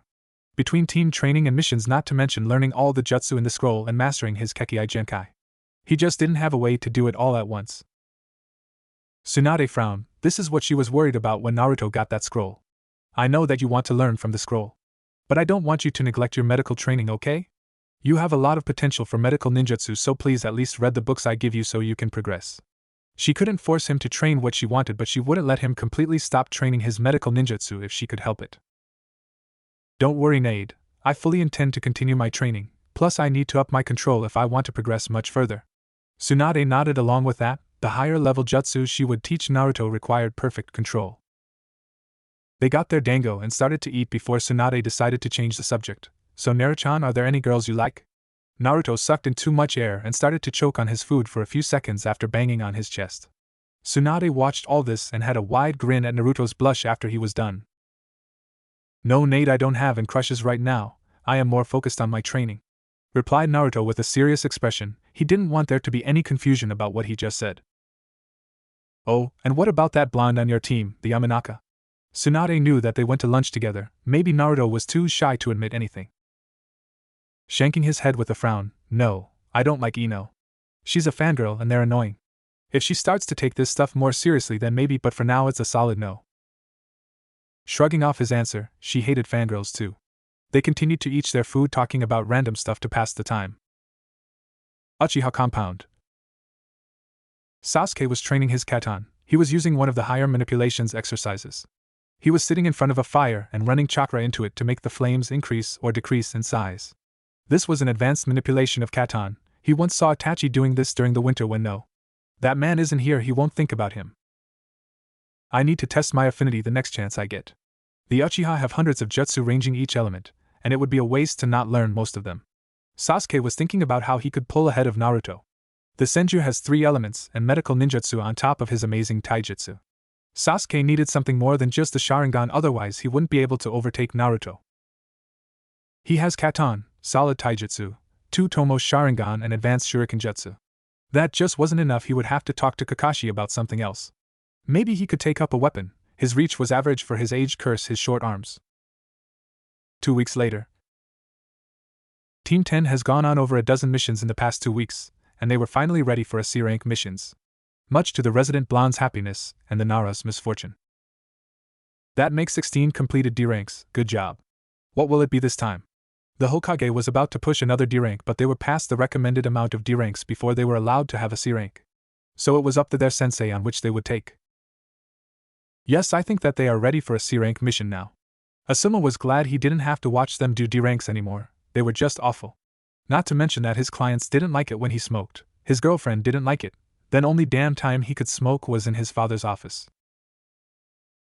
Yes, we have a few available missions. Yes, this one will do fine, it's an escort mission to Kirigakure no Sato. We have 2 Chunin here that were carrying a message from the new Mizukage to me and I want you to escort them to Kiri. Asuma and the team nodded before leaving to get ready. Main gate. The 2 Chunin were waiting at the gate for their escorts. The smaller and younger one was actually the one in charge. His name was Chojuro, who was a teenage roughly 14 years old with glasses on. He was in a blue shirt with a vest-like holster that had a giant bandaged sword strapped to his back and had tan and brown camouflaged pants. The older of the 2 was Renjetsu Hozuki, who was a newly promoted Chunin even though he was 17 years old. He wore a sleeveless white shirt and purple pants. He also had 2 water canteens on his belt. Team 10 arrived and introduced themselves. Well, Chojuro-san, when do you want to get back? Asuma was curious as to why a nervous kid was using one of the 7 ninja swordsmen of the Mist's legendary swords. We should get there as 3 days time, Asuma-san. Chojuro berated himself in his head. He was working to remove his stutter, but it would go away. He just didn't have the confidence in himself, even though Mizukage-sama always told him how great he was. Nodding, Asuma looked at his team. Okay, I will set the pace, so keep up with me. We'll be going in the diamond formation until I say otherwise, got it? After a response of 3 yes, sensei. They started off on their journey. Hokage's office. Sasuke wasn't even paying attention now that he was entering the Hokage's office. He knew what would happen. They would get some bullshit mission that wasn't even worth doing. He was more interested in going over what he learned in the past 2 weeks. He talked with Kakashi and he learned that he had a right-on affinity, which was awesome considering that right-on beats Doton and can overcome Sway-ton. He wasn't sure how it would do against Wood, but he would certainly try. In addition to learning to control his right-on, he started to learn the basics of Kenjutsu. Kakashi said that with a Sharingan that he would be lethal with a sword. He was most pleased with his progress. So you will be given the mission to escort a bridge builder to Nami no Kuni. Sasuke was brought out of his thoughts when he heard the Hokage say that. It didn't sound like some irrelevant D rank, that sounded like a real mission. He found himself even more pleased. The only thing that could make this even better was if that smoking hot sensei for Team 8 would be coming along. Unfortunately, with all the things I heard about the country of Nami, I will have to send Team 8 along with you since I'm not sure if the bridge builder is being truthful. Sasuke was biting his cheek to keep back a smile, but that didn't stop the small, slightly perverted giggle from escaping him. Curse his lack of control, it was all that woman's fault for wearing barely any clothes. That figure, no, he shook his head to rid himself of those thoughts. Kakashi, who was standing next to Sasuke, heard the giggle, and could see that his young prodigy was fighting off a smile. Kakashi suddenly found that he was more proud than he has ever been. If his prude of a student was actually lusting after someone, then he would wholeheartedly embrace his young student. Kakashi and Sasuke were brought out of their thoughts when the door opened, and in walked Team 8. Wanting to know who on the team Sasuke was thinking about, he watched his student's reaction, and he wasn't disappointed. Sasuke was practically drooling over Anko. He managed to fight off any outward expression, but those eyes of his were the Sharingan, and he was staring at Anko with a hungry expression. Oh my god! To think that Sasuke has a thing for Anko. Oh well, maybe he has it in him to tame the snake. Kakashi giggled perversely at that, since after Sasuke tamed Anko, she would tame his snake. He made a mental note to write into Jiraiya's fan mail address to see if he could use that in his next book. Reporting for duty, Hokage-sama, Anko said in her professional voice. She was kind of curious as to why Team 7 was there, but brushed it off. The Hokage explained the mission and they all went their separate ways to prepare for the mission to Nami no Kuni. Mizu no Kuni. Team 10 and the 2 Kiri ninja were all in formation heading towards Kiri. The 3 genin were in front of the 2 Kiri shinobi and Asuma was behind them. For the past 2 days nothing has happened. Chojuro informed the Konoha shinobi that most of the potential danger would be inside of Mizu no Kuni, since there were some of the Yandere Mizuki's followers still around. Naruto and the Hozuki member Renjetsu managed to strike up an interesting conversation about the Hozuki's bloodline. So you're telling me that you can turn into water? What would happen if it were to dry up while you're in that form, or if you ran out of chakra? Naruto asked. This is seriously bothering him. Could this guy be whipped up with a towel? Renjetsu sighed and shook his head. I can't dry up, I can turn back to my normal form at almost an instant. Not to mention, my water form takes chakra to keep going, so once I run out of chakra I automatically turn back to normal. Explained Renjetsu. He would have been irritated, but he got these questions quite frequently. Asuma tuned out the conversation and focused on the surroundings for a moment. He let out an irritated grunt. He was careless. They were completely surrounded. By Asuma's count, there were 6 shinobi. He looked over his team and thought over his options. Naruto can handle himself against Chunin-level opponents. Shikamaru could take on one by himself if they weren't too strong, then he has Ino. Asuma sighed. He doesn't think Ino could take a Chunin-level shinobi on by herself. Her skills were more for support, not head-on assault. Asuma thought over his options. Naruto would have to do. Asuma picked up the pace to get within hearing distance of his team. Listen up. Asuma said loud enough for only his team and the 2 Kiri shinobi to hear. We're surrounded, 6 in total, unknown skill levels. I will take the 2 directly behind us, Shikamaru, Ino, you 2 will take the one to our left. Naruto, yours is to the right. Asuma addressed his team, then he looked to the Kiri nin. Can I count on you 2 to get the 2 directly in front of us? Asked Asuma. Both Chojuro and Renjetsu nodded in an affirmative. Naruto took in a breath. This was going to be his first real combat experience. His heart rate was starting to climb to an incredible level. It was exhilarating. He hoped that Shikamaru and Ino will be alright. He didn't like to think this way, but he knew that he was much stronger than the both of them. He'll take his opponent out as fast as he possibly could, then back up his teammates. Not the best plan, but it was the best he could come up with at the moment. Shikamaru sighed. He was going to have to get serious. He didn't have near enough information to make a real plan, but his main objective was to keep guard over Ino. Ino herself started to get a little nervous. This was real combat, real shinobi, trying to kill them. It was a lot to take in. She shook her head. She couldn't freeze up. She needed to make sure that she had a level head to support Shikamaru. Asuma smirked at the rampant emotions crossing over his students' faces. They were clearly working themselves up. Asuma may not be a censor in any form of the word, but the shinobi surrounding them aren't even hiding their ki or their chakra presences. And from what Asuma could tell, they weren't higher than mid-chunin. All of the thoughts between Team 10 happened in a couple seconds. Asuma suddenly stopped and charged the 2 shinobi behind them. The 2 ninja that Asuma is charging tensed. They thought that they were hidden quite well. Both look at each other then nod. The 2 Kiri shinobi jump out and charge Asuma. Both are armed with katanas. Asuma took out his chakra blades and body flickered at the 2 of them. The Kiri shinobi couldn't even follow Asuma's movements. Only out of reflex did they manage to bring up their swords to block the chakra blades.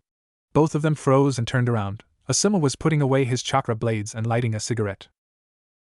You 2 must not be familiar with futon-enhanced chakra blades. Well, they're really sharp. Right as Asuma said that, the 2 shinobi's swords fell apart, and they both fell to the ground with huge gashes in their chests. Asuma walked over to the 2 of them and slits their throats. No use interrogating. They were obviously trying to kill anyone that was for the new Kiri.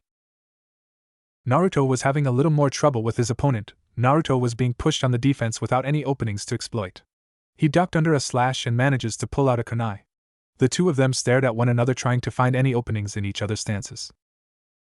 The Kiri shinobi engaged once again. Naruto, however, now has a weapon to block the sword. When the Kiri nin went in for a stab, Naruto parried the stab and kicked the Kiri nin in the wrist, making him drop the sword. Naruto used this moment to jump back and make the snake seal. Wood burst up from the ground, and without thinking, Naruto sent the incredibly deadly tentacles of wood at his opponent. The Kiri shinobi managed to dodge the first tentacle of wood but not the other 5. He was pierced all over his body, 2 managing to hit a vital point. The Kiri shinobi died almost instantly. Naruto froze. Not only was this his first real combat experience, but he just took his first life. Naruto's hand started to shake. He didn't mean for to kill him, only to bind him. Shikamaru and Ino were both trying to handle their opponent. Ino was peppering the guy with kunai at a distance, while Shikamaru was using his Kageme no Jutsu, shadow imitation technique, to move the Kiri nin into position. The Kiri nin was doing a good job of avoiding all of Ino's kunai, which was just what Shikamaru planned on. In the middle of a treeless area there weren't many shadows, so Ino was making some. Shikamaru was waiting for the perfect moment. Ino started to group more kunai together. The Kirinin dodged a kunai and rushed in to attack the Konoha genin. Shikamaru linked his jutsu with the shadows from the many kunai and used them as anchoring points for different shadow tendrils. The Kirinin was held by over a dozen shadow streams, all originating from a different kunai. The shadow user smirked. Kage main no jutsu, shadow imitation technique, complete, said Shikamaru. Ino let out a breath. That was nerve-wracking. She didn't want to think about having to fight the Kirinin without Shikamaru. She's going to up her training when she got back. Other than the mind jutsu her father taught her and mediocre taijutsu, she had nothing else. Let's go meet up with Asuma-sensei and Naruto-kun, said Ino, hoping to put the matter to rest. Right as Ino said that, Naruto landed right next to them. He didn't look too good, but he was uninjured. Naruto looked at the captured Kirinin with a blank face. Release your jutsu, Shikamaru, ordered Naruto. Shikamaru raised his eyebrows. He had an idea of what was going on with Naruto. After all, he didn't have a prisoner. No, I can handle it, Shikamaru said. He went through 2 more seals and activated his Kaige, Kubishibari no Jutsu, shadow neck-binding technique, and snapped the Kirinin's neck. Shikamaru looked away from the dead ninja. His father prepared him for the eventuality of killing in the field, but actually doing it felt strange. Shika, is he did you? Ino asked nervously. Yes he is, and yes he did, Ino, Asuma said as he walked up to his team. Chojuro and Rengetsu gave the Konoha team privacy to talk for a minute. They both remember their first kills after all. Every shinobi has to go through this at one point in their career, usually on their first or second C-rank mission. That's why we wait to give them to fresh teams. The Jonin have to approve their team's ability to cope. Once a Jonin, or me in this case, feels that the whole team is ready, we ask for a C-rank, and I must say that you all did better than I hoped. Naruto, Shikamaru, if you have anything you want to talk about, I will be here. Ino, we aren't out of this yet, so keep your guard up. You might have to take your first life yourself before this is over, Asuma said with the best comforting tone he could while at the same time being serious. Naruto and Shikamaru both nodded absently. They were prepared for this, so it didn't hit as hard as it could. Ino, on the other hand, was prepared by her father but never really paid attention during his long lectures. Right now she wished she had. If you're all fine, we're going to keep moving, said Asuma.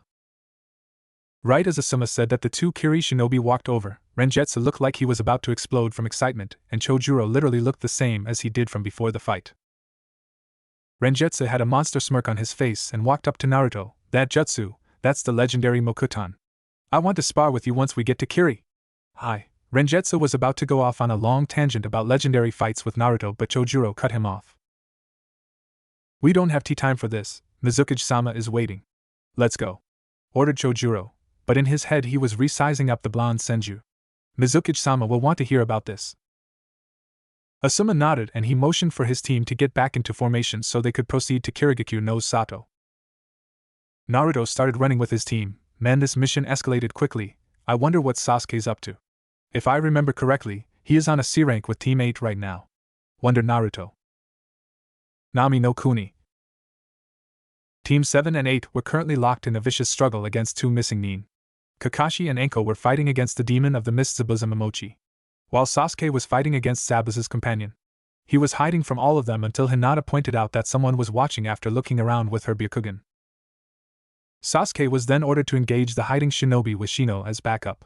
Right now he's locked in a taijutsu bout with the masked shinobi.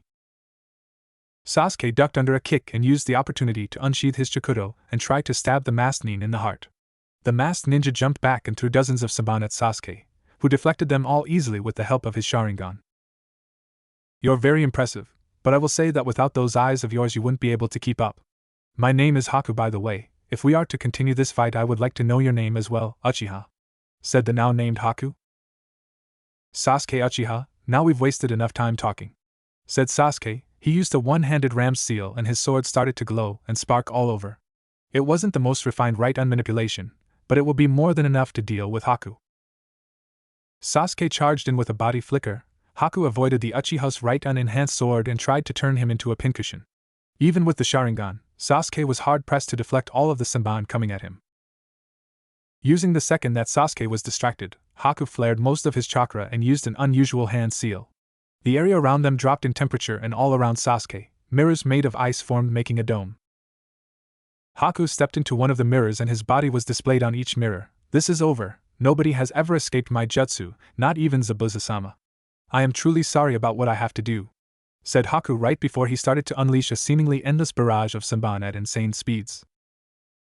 Sasuke only focused on the Saban that were aimed at his vitals, the other ones he was forced to take. Haku stopped the barrage once Sasuke fell to one knee. Sasuke was panting from the exertion and pulled out the needles in his legs, then flashed through seals for a jutsu ending in the tiger seal. Sasuke unleashed his Katan, Ryuka no Jutsu, Fire Release, Dragon Fire Jutsu, towards the mirror he's facing. When the steam cleared, the mirror that Sasuke used his Katan Jutsu on was barely melted. That's just not fair, thought Sasuke. Right as he thought that he was attacked by hundreds of Saban. Sasuke was able to follow Haku's movements but was unable to counter-attack. When Haku's 1,000-needle barrage ended, Sasuke noticed a small bug on his sword. Looking closer, Sasuke saw several bugs on his sword, and with his Sharingan he could see bugs crawling on all of the mirrors. Sasuke smirked. Well, Haku, it seems that this is the end, Sasuke said. Yes, and I am truly sorry for having to kill you, said Haku. Sasuke's sword bursted with right-un chakra and he flickered toward the mirror holding the real Haku. As the blade approached, Haku shook his head at the tactic. His master always tried that but it never worked for him. What made the Uchiha think that it would work for him? Right as those thoughts went through the ice user's mind, Sasuke stabbed Haku right in the chest right through the ice mirror. Haku's eyes widened. How on earth did the Uchiha manage to do what Zabuza never could? If you're wondering how, right over there is someone who's backing me up. He specializes in draining chakra and I suspect that he has been doing it the whole time.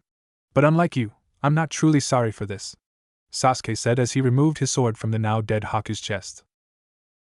I apologize at how long it took to drain enough chakra from the mirrors. Each had a large amount of chakra that the few number of beetles were hard-pressed to drain in a timely fashion, said Shino in his usual flat voice.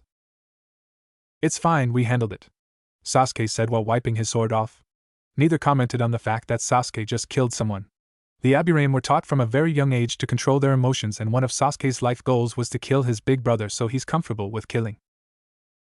We should return to Anko-sensei and Kakashi Taicho, said Shino. Sasuke wordlessly nodded and started to walk back to the clearing where the rest of the group was fighting. Zabuza wasn't having a good time. He's quite sure that he was poisoned by the snake lady and the copy ninja would have been enough on his own without blurry vision. Kakashi kicked Zabuza toward the water. Right as Zabuza landed, Kakashi saw Sasuke and Shino return from where they were fighting Zabuza's partner. Kakashi let out a breath that he didn't know he was holding. He was glad that both of them were okay. Haku, Zabuza's companion, is dead, Anko-sensei, droned Shino. He merely pushed up his sunglasses as he observed the surrounding reactions to his report. The surrounding genin all looked at Shino and Sasuke with wide eyes. Anko turned to them with a smile. Good job, you two. Kakashi and I are about to wrap this up. Right, Kakashi? Asked Anko, already knowing the answer. Kakashi flashed through 3 seals and chakra condensed around his right hand. Kakashi has been waiting for Anko's poison to take enough of an effect to slow down Zabuza so that Kakashi could kill him without much effort. He could hit a moving target easily, but he didn't want to waste too much chakra on a missed shot. Kakashi's signature Jutsu Chidori, quite impressive to experience in person rather than the stories that guy spouts all the time. Thought Anko, she's heard of the jutsu that just lighting but always chalked the claim up to guy's nonsense. But being in the presence of the jutsu made her a little more convinced of its ability. All the genin looked on in awe at the condensed lightning. None of them have felt such a strong jutsu. Sasuke smirked to himself. With his eyes active, he copied the jutsu. That jutsu will be more than helpful in his lifelong mission of beating that blonde-haired Senju's face in. He meant killing Itachi. Yeah, that was his lifelong mission, killing Itachi. With speed that the genin couldn't follow, and that was a blur to even the Sharingan eyes of Sasuke, Kakashi charges forward and pierced Zabuza in the chest with his jutsu. Zabuza let out a pained groan as his blood shot out his back onto the ground. Kakashi's nose twitched in disgust. Having his arm in someone's chest was nasty business. Kakashi pulled his arm from Zabuza's chest and threw him into the lake they were standing on. Anko walked over and sealed Kibikirabucho into a scroll. It should be worth quite the fortune to Kiri. Kakashi flickered over to the genin and to Zuna. Okay everyone, let's continue on. I doubt that we will have any more missing nin attacking us. Sasuke, I would like to talk to you for a moment, Kakashi said to everyone before leading Sasuke away from the group. I know you most likely copied my Chiori. When we get back to the village I will start training you to use it. Don't try to use it until I give you the training for it, instructed Kakashi. He isn't mad that Sasuke copied his jutsu, That would be incredibly hypocritical since Kakashi has copied hundreds of jutsu himself. Sasuke nodded and followed Kakashi back to the others. He wondered what Naruto was doing right now. He remembered hearing that Naruto got a C-rank mission himself. Maybe they could have a spar when they got back to the village after their missions. Kirigakyo no Sato, Mizuki's office. The Mizuki was a young woman by the name of Mei Terumi. She's the holder of 2 Kekkei Genkai, the Yotan and Futon. She was the leader of the bloodline rebels during the Kiri Civil War and took up the mantle of Mizuki when they managed to kill Yagura. Mei was a very beautiful woman, long auburn hair, and in a blue dress that showed off a generous amount of cleavage. Thank you for escorting my men back, Konoha Shinobi. Tell Hokage Dano that I'll be accepting his offer next time and the courtesy is extended to him as well, said Mei with a smile. Naruto and Asuma were both pushing back the drool that wants to escape their mouths at the sight of the gorgeous Mizuki. Asuma was in a committed relationship with Kurenai, but the Mizuki was easily one of the most beautiful women he's ever met. Naruto just enjoyed looking at the red-headed village leader. She's a definite 10. Both teacher and student thought at the same time. Asuma cleared his throat. If that is all, Mizuki-sama, my team and I will be returning to Konoha, said Asuma. Mei smiled while looking over the team. She didn't see anything special about the dark-haired boy or the girl. But the blonde boy bears a striking resemblance to Minato Namikaze. She would have to look into this further, especially since he said his name is Naruto Senju. The only Senju around was Tsunade. That would be quite interesting if the legendary 4th Hokage and Slug Sannin had a child. He would be quite the monster. I believe that is everything, Mei said, dismissing them. With one last glance to Mei, the Konoha Shinobi left the Mizuki's office. As Team 10 was walking out of the village, Ino looked at her team with a frown. She isn't that great. Stop daydreaming, Ino yelled. She's tired of seeing her team drool over the Mizuki, who Ino didn't even think was all that great. Shikamaru looked at Ino with a sly smirk. I didn't take you for being the jealous type, he said before Ino clobbered him over the head with a growl. Naruto and Asuma's sweat dropped while watching Ino scream Shikamaru's ear off. With that, Team 10 started their 3-day journey back to Konoha. Nami no Kuni. Sasuke was currently training his water walking skills under the bridge that the rest of his team was on top of guarding. So far, while they have been in Nami, nothing has happened, no attacks, nothing. Kakashi and Anko have been talking about something quietly since they got to the bridge builder's house, but Sasuke wasn't interested in listening to them. Right now Sasuke was just wondering why they were still there. The mission was to protect Tazuna on the way to Nami, not guard him while he finished his bridge. Sasuke wanted to go back to the village, train, practice his new Chidori and spar with Naruto. Kakashi refused to give Sasuke the exercises for mastering the jutsu until they got back to the village, so he was forced to work on water walking. Sasuke, now more than ever, was cursing his luck for the team he was a part of since either of them were very good sparring partners. Choji didn't train outside of his clan other than chakra control. Sakura, well, he wasn't sure if she had trained since she received her headband. Both of them are seriously mediocre. He couldn't wait until he was a Chunin and he could leave the team. Sasuke was brought out of his thoughts when he heard a bunch of yelling and commotion from atop the bridge. Using the tree walking exercise to run up the bridge, he saw that the businessman, whose name he couldn't quite remember, has gathered a small bandit army to kill them. What a foolish fool. Sasuke walked up and took a position right next to Kakashi. The man didn't look any different than he did when they met for team training. The guy was unflappable. If he signals his army to attack, myself and Anko will lead the charge. Sasuke, Kiba and Choji will be right behind. Shino will be support while Hinata and Sakura guard the bridge builder, ordered Kakashi. From what Anko has told him about Hinata, she's much too timid to handle killing this many people, bandits or otherwise. Sakura was either that weak or timid. He just doubts that she would be any use on the front lines or that she's particularly ready to kill yet. Gato smirked at the 8 ninja guarding the bridge builder. They didn't stand a chance against 60 bandits. Gato took his cigar out of his mouth. Kill them all, boys.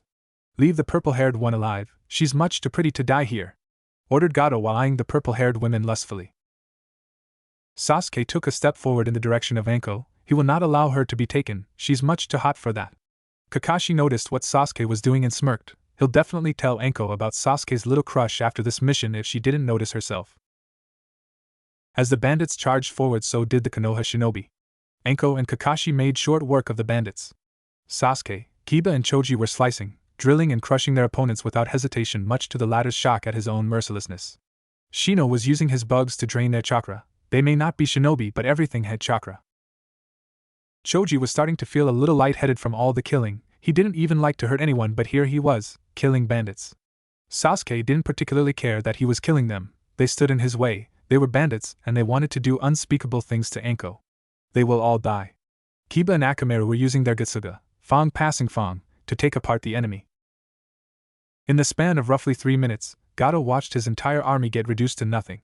Now he was surrounded by 6 ninja, all looking at him like he was some kind of bad person. What did he ever do to these people? He was just a humble businessman that loved children. If you let me, I'll live. I can give you anything you want. Money, you name it. It's yours.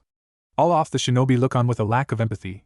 They have heard what this tyrant has done to this country. Now when faced with the consequences, he was groveling at their feet. Pathetic. Sasuke walked forward with his sword. There's one thing you can give us, said Sasuke with his Sharingan activated. Gato's eyes widened, he let out a breath and stood up. I forgot that you ninja all work for a price. Tell me, what's your price? Asked a now confident Gato. They liked money and he had a little more than a shit ton of it. Sasuke plunged his sword into Gato's chest without hesitation. Your life, Sasuke said coolly. After all the killing they just did, nobody was surprised that Sasuke killed Gato. Anko walked up behind Sasuke and pressed herself into his back. Her curvy body pressed completely into him, and she rubbed herself on him a few times for good measure. I gotta say, that was quite hot. If you were a little older, I would make you deal with the now soaking situation I have going on right now, Anko whispered into Sasuke's ear. Sasuke's nose bursted with blood before he passed out with a grin on his face. Kakashi giggled next to them. With chakra-enhanced hearing, he managed to hear everything Anko just said. He made a mental note to write everything down so he could send it to Jiraiya. He could see it now, Ika he behind. Kakashi bent down to pick up his student. Well, now that that problem is dealt with, I think that we can rest easy. Unless this country has another tyrant hiding in the woodwork, said Kakashi with a slight chuckle. Konoha no Sato, Hokage's office. Team 10 just finished giving their report of their C-rank mission. Hiruzen was nodding over what he was told and let out the smoke in his lungs in the form of a ring. Well done, Team 10, you're dismissed. Asuma, stay for a moment, ordered the Sandaime. After the genin left, Hiruzen put down his pipe. In about 1 month the Chunin exams are going to be held here. I want Naruto to compete, Hiruzen said, not beating around the bush whatsoever. Asuma frowned. It's the Jonin's choice whether or not to include his genin in the Chunin exam, said Asuma, peeved that he was being ordered to put his genin into the Chunin exams barely 3 months out of the academy. We both know that Naruto's more than strong enough. I know that he's pushing mid to even high Chunin. If it makes you feel any better, I'm going to tell Kakashi the same thing for Sasuke. Both Naruto and Sasuke will show that Konoha's founding clans are still very strong and very much a threat, explained Hiruzen. It may sound like too much, but the village's reputation was said to be the strongest of the 5, but right now he doubted that they could beat Kumo as they were. So he needed to make sure their image was top-notch. Asuma didn't like it, but when it came down to it, his dad was the boss. Hi Tusan, I'll start preparing them. If that is all. Hiruzen waved his son off. Hiruzen looked over the applicants for the upcoming Chunin exam. Suna was sending a team which was comprised of the Yondaime Kazekage's children, one of whom was their Jinchuriki. It might be time for Tenzo to teach Naruto that jutsu. Senju compound. Naruto burst into his home and ran into the kitchen to get some food. When he entered the kitchen, he was greeted by the sight of his Obasan drinking sake while reading a very peculiar orange book with a blush. Wow, Obasan. I never took you for the hypocritical type, Naruto said, who was reading certified porn and was a well-known pervert hater. Tsunade scrambled to put away her book with an embarrassed blush across her cheeks. Never speak a word of this to anyone, ever, especially to Jiraiya. Lord knows he'll never let it go, said Tsunade while sending a glare at Naruto, which was ineffective with her dazed look. Naruto nodded his head. I won't say anything, but can I finally see what's in that book? If you can read it, why can't I? Whined Naruto. He's only ever heard about what was in the book. He wanted to know why it's so popular, and all the stores in the village refused to sell it to him because of his Obasan. No! You will not read this and become a pervert. I only read this when I'm drunk or almost drunk, said Tsunade.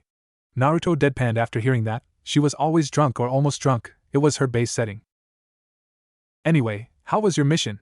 Tsunade asked, both wanting to change the subject and interested to hear how Naruto's first C-rank went. I had to kill someone, Naruto muttered lowly with his head down. It really hurt him as a medic to have to take a life when he was supposed to be someone who saved them. He felt arms wrap around him and was brought into a hug, not one of the normal suffocating hugs but a tender embrace from his Obasan. Naruto buried his head in the crook of Tsunade's neck.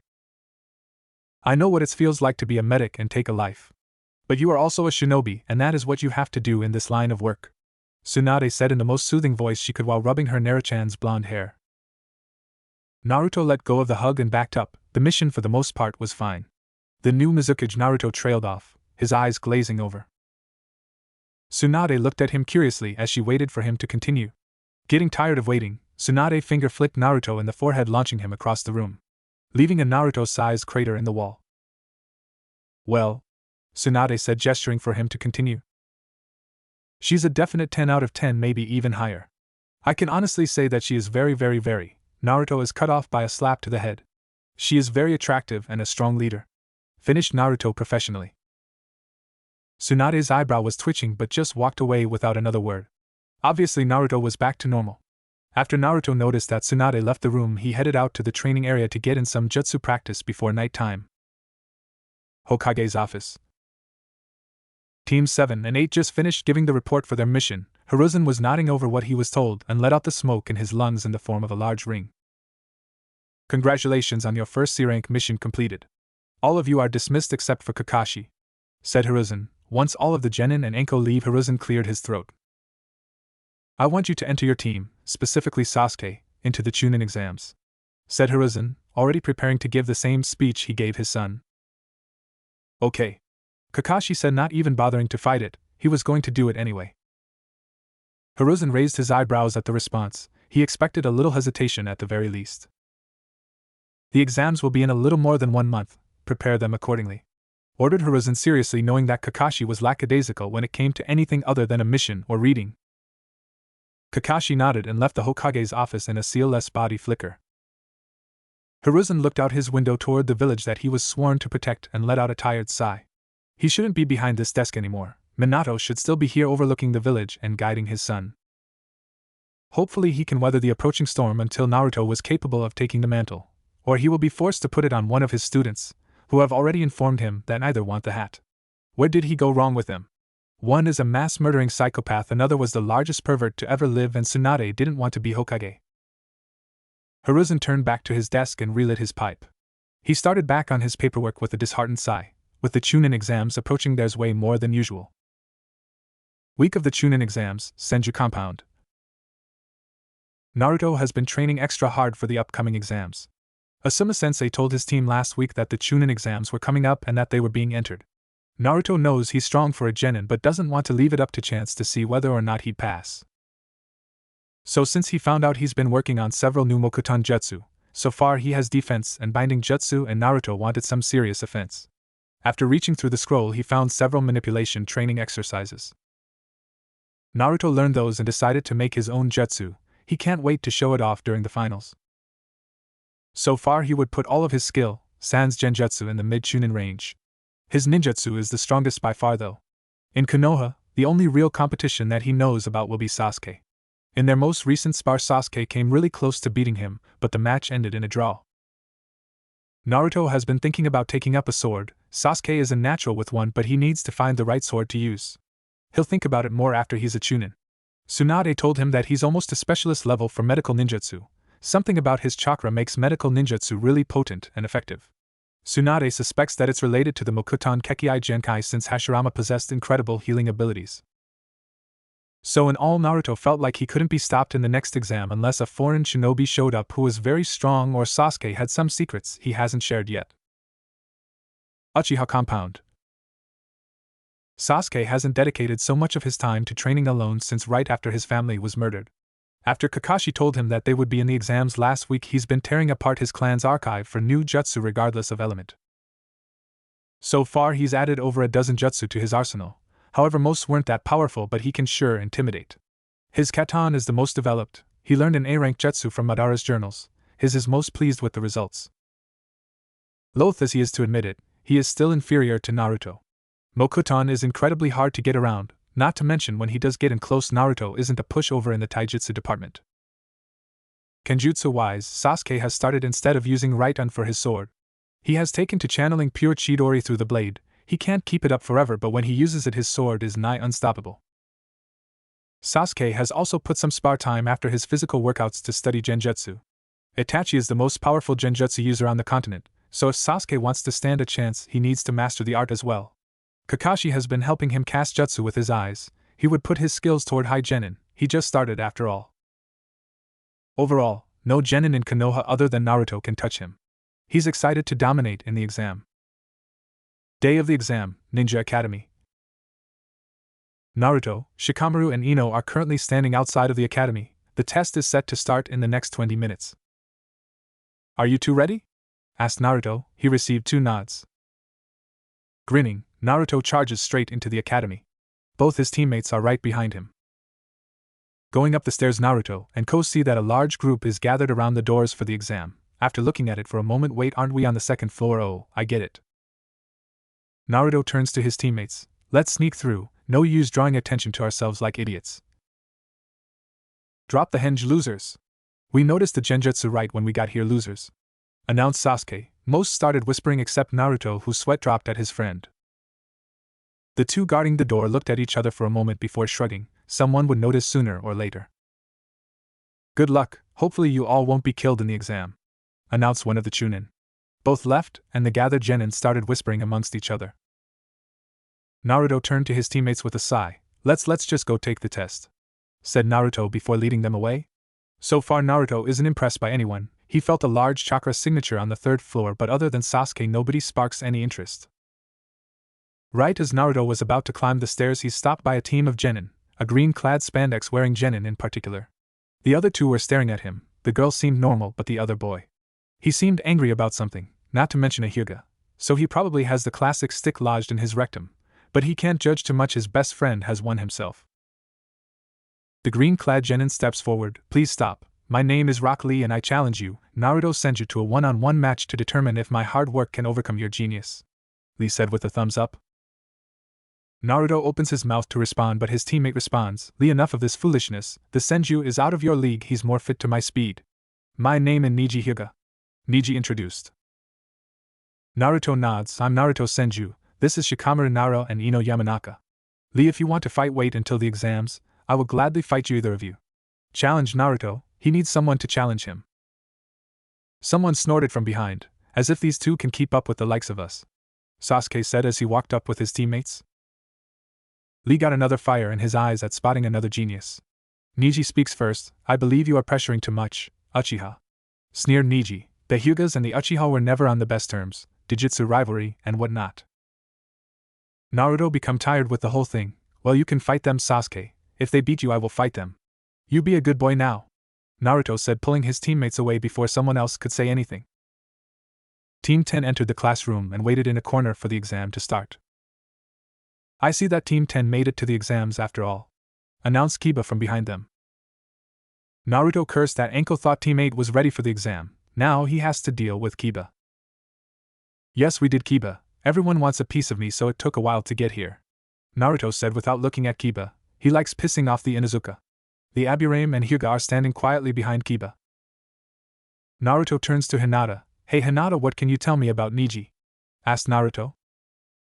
Hinata blushes at the attention from Naruto. He is very strong. I think he is the strongest genin other than you and Naruto-kun, answered Hinata. She mentally berates herself for stuttering. She has been working on her confidence, but talking directly to Naruto is too much for right now. Naruto nods with a serious face, ignoring Kiba's exaggerated exclaims about his strength. Naruto makes a mental note to put the Inuzuka in his place. Either he will or someone else will, but Naruto wants the satisfaction of doing it himself. Sasuke enters the room and silently walks up to Naruto. Naruto looks at him for a moment, and both turn away from their teams. I hope you've improved. So far, other than the Hyuga's team, nobody looks strong enough. Well, that's not true. Someone here has a lot of chakra, and I mean a lot, said Naruto. Sasuke nods. Someone from Suna, I'm sure. I didn't spot anyone either that warrants any worry. Neji was telling me that he is fated to beat both of us. Oh, something, who listens to that stuff anyway, said Sasuke. Naruto was about to respond when a silver-haired genin walked up to the group of rookies. You all should keep it down. Everyone here is going to target you since this is your first exam. I'm Kabuto, by the way, announced the silver-haired genin. The fools here aren't that intimidating, said Naruto before letting his chakra flare while looking blankly at the sea of genin. Most started to look away and whisper. Naruto snorts at the lackluster response. He shouldn't be surprised that the genin that are taking years to complete this test are total shit. Sasuke next to him looks equally unimpressed. Be that as it may, ninjas are supposed to be stealthy, right? Kabuto said noncommittally. Kabuto takes out a stack of cards and looks over the rookies. Are any of you curious about the competition? These cards have info on every genin in attendance, asked Kabuto. Naruto snorts and looks away, like he needs any info on the fools who were scared of him after flaring his chakra. Sasuke doesn't really care either. Kabuto looks at the gathered genin with a frown. He expected someone to ask about the competition. So are you done? Asked Sasuke. This guy thinks that he needs to get info to handle these scrubs as if. I guess you guys are just so strong you don't need help. Good luck, Kabuto said before walking off. Not like he cared either way, he just wanted to make sure the Uchiha passes. Before anyone could say anything else and walk to Jonin, take your seats, the test will begin in a moment, ordered the Jonin. All of the genin did as they were told. The sounding chunin started passing around paper packets and pencils. My name is Ibiki Marino, and I will be the proctor for this test. You will need to complete the test, get caught cheating 5 times, and not only do you fail but so does your entire team. Now if you have any questions I will be ignoring them. Now begin, ordered Ibiki. Naruto started going through the test. It was very hard but he managed to finish it to at least give him a pass. Naruto surveyed the room. Most genin have a different technique for cheating or are just smart enough to do the test themselves. After an hour, Ibiki cleared his throat, gathering everyone's attention. Now you have one last question to answer. Failure to answer the quest will not only result in yours and your teammates' failure, but none of you will be able to pass ever. Or you can refuse and take the test next time, Ibiki informed the Chunin wannabes. With Ibiki's stone face and his denial to everyone's claims that he couldn't do that, genin started to crumble and decline taking the test. One by one the genin start quitting. Naruto looks around and sees that both his teammates are going to continue. Naruto sees Sasuke and his team and notices that they are also looking confident. Naruto spots the Hyuga heiress next to him. Surprisingly, he never noticed that she was right next to him. Hinata didn't look the most confident in herself and looks like she was about to quit. Naruto didn't like that. He's seen her fight and has heard from Sasuke that the Hyuga was actually quite strong. Naruto just needs to help her see that. But Hinata, don't give up. I believe in you. I know you can do it, Naruto whispered to Hinata, the Hyuga heiress who looked like she has been in the sun for 10 straight hours. Naruto doesn't know why she's all red, but she looks more confident now, so Ibiki looked over the remaining genin. There are more than he likes but enough to let them go. Now for the final question, you pass, announced Ibiki. Naruto blinked for a moment. So it was a test of courage? Ah, whatever, I passed. Though Naruto. Ibiki goes on to explain why everyone passed and took off his bandana. Naruto just focused on the new jutsu he's been trying to make. Naruto is brought out of his thoughts when the door opened and another Jonin walked in. Hello, my name is Kurenai Yuhi. Follow me to the next test, Kurenai said before leaving the room. Training Ground 44. After arriving to the training ground, Naruto looks around at the surviving genin. The Sand and Oto team are the only ones who stood out aside from the Konoha teams. Naruto froze when he stretched his senses. When he looked over, he locked eyes with the girl from Kusa. She didn't seem out of the ordinary, but Naruto could feel the chakra emanating from the girl. She has more chakra than his Obasan, which isn't good. Naruto looks around for a moment and walks off. None of the surround ninja notice or care that Naruto walked off. Naruto walks behind a tree and sends a burst of chakra into the tree. After a moment, Naruto turns around and 3 ANBU are looking directly at him. Naruto nods to a certain Tora operative who nods back. What is the problem, Senju-san? Asked Tora. Naruto frowns. The Kusa Kunoichi, she has more chakra than Tsunade Obasan and is hiding it almost perfectly. I had to really focus to feel it. That can't be good, right? The ANBU look towards each other and nod. Tora steps forward. Thank you for bringing this to our attention, Senju-san. Please keep this to yourselves for now until we handle this, Tora said before the ANBU just left. Naruto frowns. They just left him with nothing. He has to go out there and potentially fight that monster. Naruto has a lot of chakra, especially for his age, but his Obasan has almost twice as much he does, and a genin with more chakra than that is not to be trifled with. Naruto walks back to the area and joins his team. Shikamaru raised his eyebrow at his teammate's momentary disappearance, but pushes it aside to focus on the test. What do you think we should do, Shikamaru? Asked Naruto. Shikamaru sighed and muttered his favorite word. I think we should run straight for the tower. Either you or Ino will notice some near, and we can take them out on the way. I don't want to stay in the forest longer than we need to, said Shikamaru. Naruto and Ino nodded, simple and straight to the point, just like Team 10 likes. Sounds good, said Naruto while Ino smiled. Kurenai and the Chunin start to pass out the scrolls. When everyone is done, Kurenai presses the red button behind her, and all of the gates open and the genin rush in. Next day. It's not like Naruto thought that they would get through the exam in a few hours, but he expected them to be finished within a few hours. He and Ino haven't felt and chakra signatures around, nor have they just flat out seen anyone. He gets that it's a big forest, but where is everyone? Shikamaru and Ino were both feeling similar to their blonde male teammate. Naruto is about to suggest that they switch tactics when he and Ino both freeze and look to the south. Ino, you felt it too? Asked Naruto. I can feel a team heading towards this way. We should get ready, they will most likely be here in a few minutes, said Ino. Naruto may have sensory abilities, but at the moment they were inferior to Ino's. Shikamaru just nods. His blonde teammates could feel a team approaching, yet all he can feel is tired, but whatever. Naruto and Ko climb up the trees to get into a higher position and await the team. Minutes go by and an older team from AIM arrives. Naruto sends a signal to his teammates to attack. Naruto uses the snake seal, and below the AIM team wood springs up from the ground trying to bind them. While the AIM team is in the air to avoid the wood, they are hit by a large number of kunai courtesy of Ino, and when they fall to the ground all three are trapped by a shadow. Shikamaru smirks. His team has very good teamwork. The AIM team is then grabbed around the necks by branches and is choked out.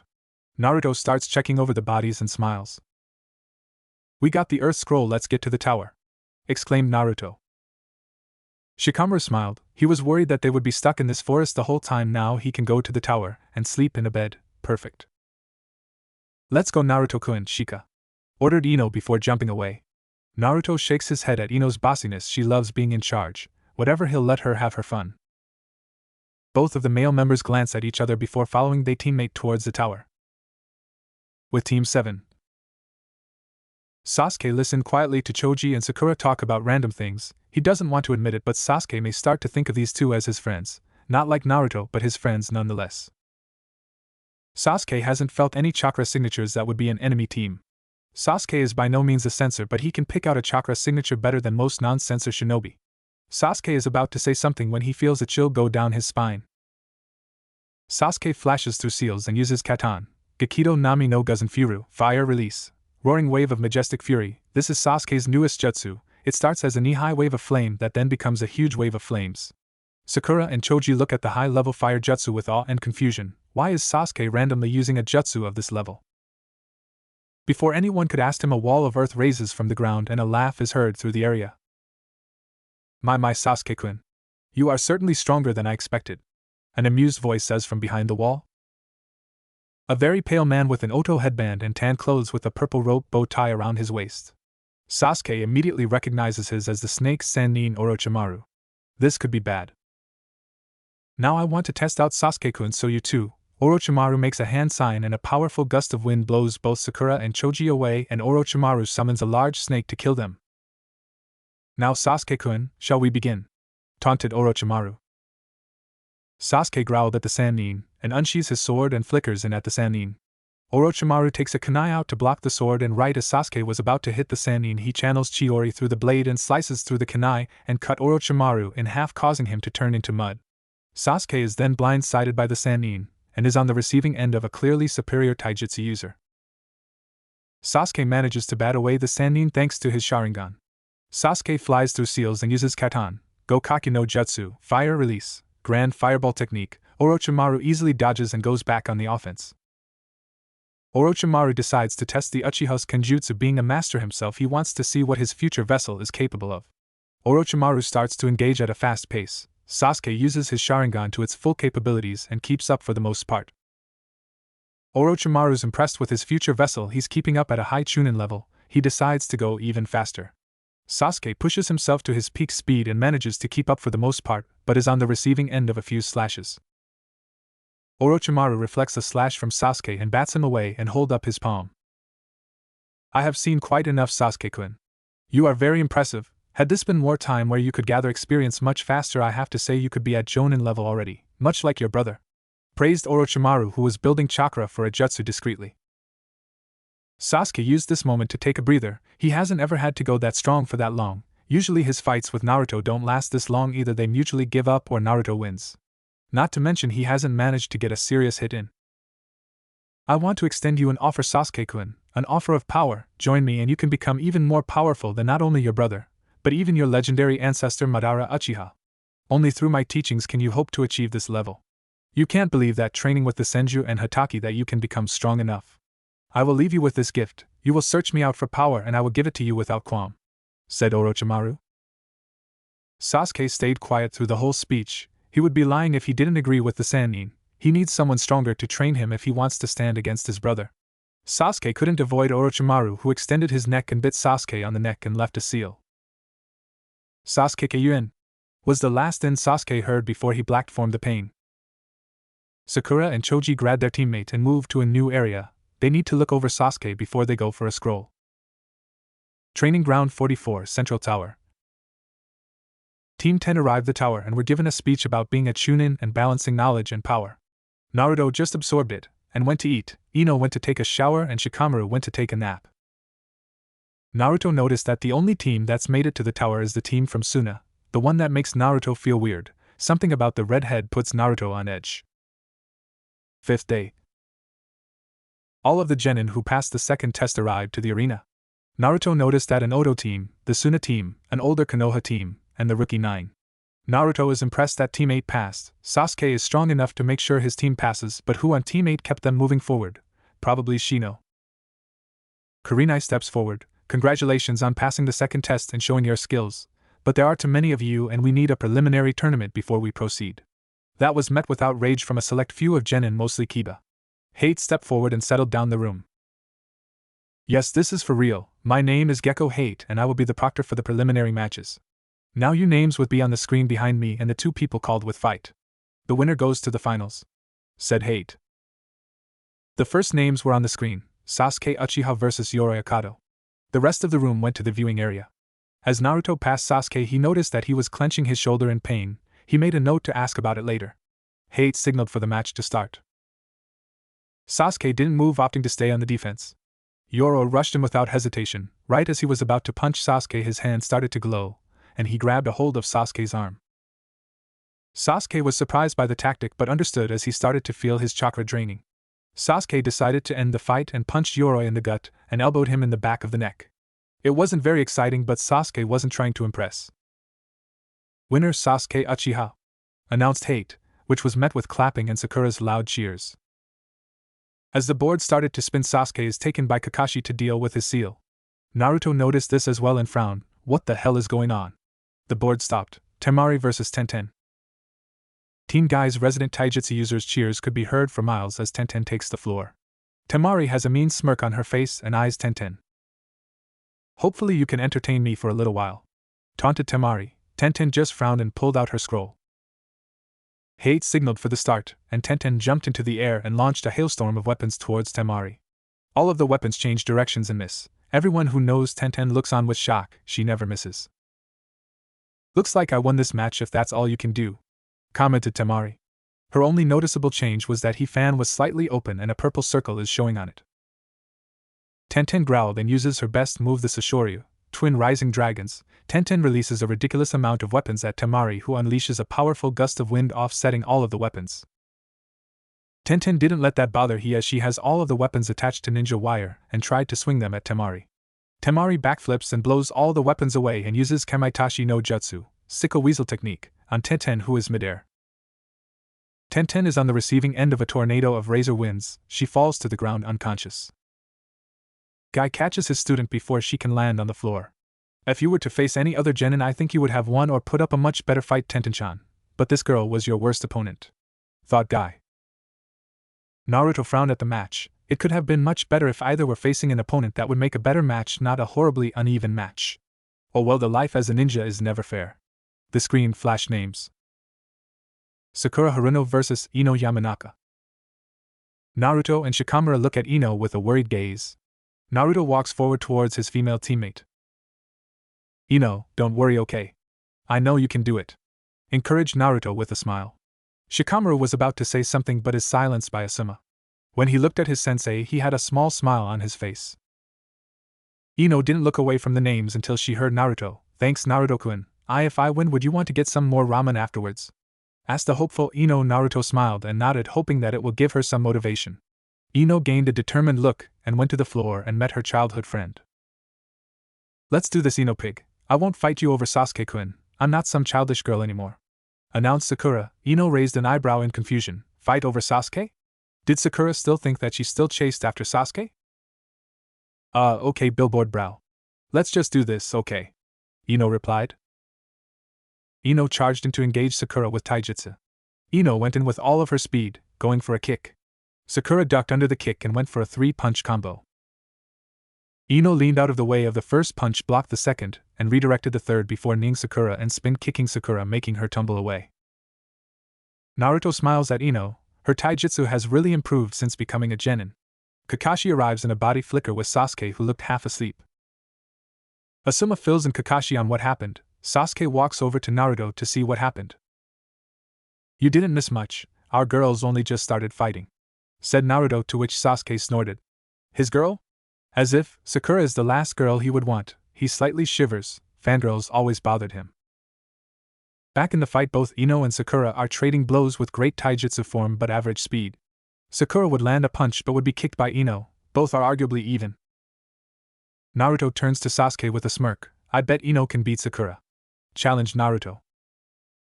Sasuke, not physically capable to refuse a challenge from Naruto, turns to the Senju. You're on Senju, 10,000 Ryo? Challenged Sasuke, to which everyone in hearing range widened their eyes in shock at the amount being bet. Done, a woman's voice said from behind them. Everyone turns around to see Tsunade, who has a smirk on her face. Naruto smiles. Oba-san, I didn't know you would be watching, exclaimed Naruto. Tsunade smiles at Naruto and walks up to him. Well, I was bored and Shizen is working at the hospital, so I decided to come watch. By the way, your shift at the hospital is tomorrow, said Tsunade. Naruto sighs. The one thing that he doesn't like about being a medic ninja are the long hospital shifts. Back in the fight, Ino managed to land a hard kick and daze Sakura.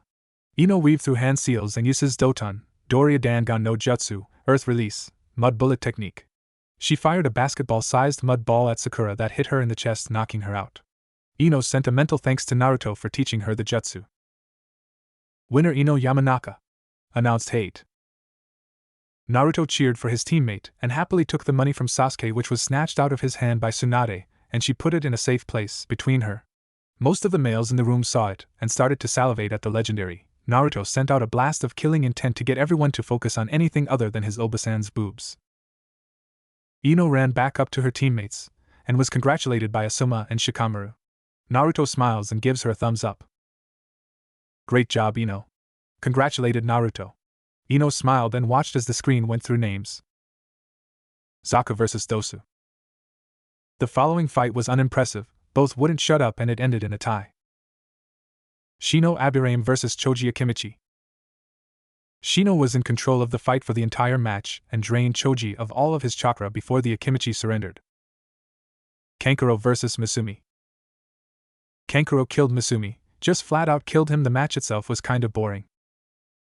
Gaara vs. Rock Lee. Lee showed everyone in attendance the meaning of going all out. After opening 5 inner gates, he almost managed to pulverize Gaara. But it was all for naught when in the end Lee was beaten. Had it not been for Tsunade and Naruto being in attendance, Lee could have been hospitalized. But after they were done, Lee could continue to watch the fights. Hinata Hyuga vs. Niji Hyuga. Hinata managed to fight with all of the might she could but was defeated in the end. Niji barely spoke, but he had a look of pure hatred on his face. Kin vs. Shikamaru Nara.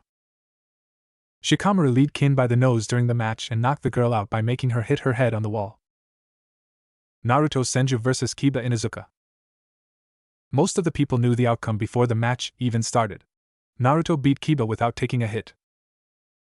After Naruto's match, the winners went to the floor.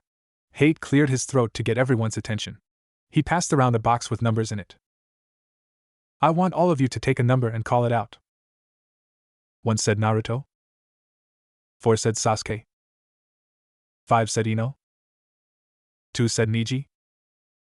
7 said Shikamaru. 3 said Gaara. 6 said Temari. 8 said Kankuro. 9 said Shino. Okay, the order is Naruto Senju vs Niji Hyuga, Sasuke Uchiha vs Gaara, Ino Yamanaka vs Temari, Shikamaru Nara vs Kankuro. You all will have 1 month to prepare for the finals, train hard. Announced Hate. All of the genin started to leave. Sasuke walked up to Naruto. I'll see you in round 2 Senju, train hard, said Sasuke before leaving. Naruto walks up to Tsunade. Well, Naruchan, what are you going to do for the month? Asked Tsunade, smiling internally at the grown Naruto lets out for the nickname. I have a lot to learn still from the scroll and I can never get too good at taijutsu, said Naruto. Tsunade nods and they start to leave the arena to head home. Next day, Hokage's office. Do you think he would want, or even need me to train him? Asked Jiraiya. He just spent the last 15 minutes listening to his teammate and sensei tell him what they know about Naruto's current skills. He was impressed to say the least. Tsunade narrows his eyes in thought. I would say that it wouldn't hurt to at least spar with you, to get a different feel for a superior opponent. He is just going to learn all of my weaknesses and our spars won't be as meaningful. Not to mention you are the only one who can link him to his parents, you know the most about them and can teach him their legacy, said Tsunade, to which Hiruzen nods in agreement. Jiraiya smiles a bit. He is excited at the chance to train his godson. His expression becomes grim. That organization I have been telling you two about is starting to move again. Naruto needs to be ready, because when they come for him he will have to fight and they aren't pushovers. I would be hesitant to fight some of these guys, said Jiraiya. The only two Jiraiya is actually worried about that he knows of is Kisame and whoever the leader is. If they can scare away Orochimaru, then that person is not to be messed with. He has confidence that he can fight on even ground with anyone, but he will need to prepare for those two. Tsunade frowns at the mention of the Rouge group. They want to take away her nephew and surrogate son. Like hell they will, she'll die first. Then we need to tell him about the group. As soon as he knows, then he will start training for them. He is more than strong enough with the techniques I know he can do for this exam, not to mention the ones I don't know about that he has hidden up his sleeve. His priority should be for the Akatsuki, said Tsunade. Hiruzen nods. Yes, Naruto-kun is almost guaranteed a Chunin spot as he is. So I think you should at least test him to see how strong he currently is. Jiraiya, maybe he'll ask you to train him, said the third. Jiraiya nods and leaves the office to test his godson. Senju compound, with Naruto. Naruto's trying out a sensory exercise. With the Mokuton Kekkai Genkai he is a natural sensor pretty much attuned to nature, so right now he is expanding his range and making it more accurate. So far he has had little progress. Naruto perks up when he senses someone watching him in the tree line to his right. Naruto suppresses a smirk. The forest is his domain, and someone is trying to use it to spy on him, moron. Naruto forms the snake seal and the trees surrounding the figure start to attack him relentlessly. The spy jumps into the middle of the field to reveal that it was Jiraiya. Hey, you're Jiraiya. Why were you spying on me? Asked Naruto. He recognized this guy from his Obasan's pictures. Jiraiya smirks at Naruto recognizing him. Of course you have heard of the great and powerful Jiraiya. Tamer of toads and master of Wunin, the one and only toad sage. Exclaimed Jiraiya. Naruto gives a polite clap. The guy knows how to make an entrance, strange but good nonetheless. So what do you want? Asked Naruto. Jiraiya smirks. I'm going to test you starting now, said Jiraiya before springing forward. Naruto is barely able to duck under the swing and sends a punch to Jiraiya's leg. Jiraiya takes the hit, then kicks the blonde away. Naruto uses the distance to send out a jutsu, Mokuton, Hotei no Jutsu, wood release, laughing Buddha jutsu, enormous wood hands much larger than the ones used against Asuma during the Genin test attack Jiraiya. Jiraiya dodges too and hardens his hair and uses it as a shield from the last few hands. Naruto waits for Jiraiya to make his move and isn't let down when thousands of Saban fly at him. He is forced to make a wood wall to block them all. Jiraiya charges the wall and destroys it with the Rasengan. After blasting through the wall he is met with a blue sandal to the face. After Naruto kicked the Toad Sage back he goes through more signs for a new jutsu and his very own creation, Mokuton, Meirui Shuk no Renda, wood release, barrage of the enlightened monk. This jutsu takes from the laughing Buddha jutsu but decreases the size of the fist for increased speed and numbers. Jiraiya is forced to block dodge and take a few wooden fists. He has to admit that this is a dangerous jutsu.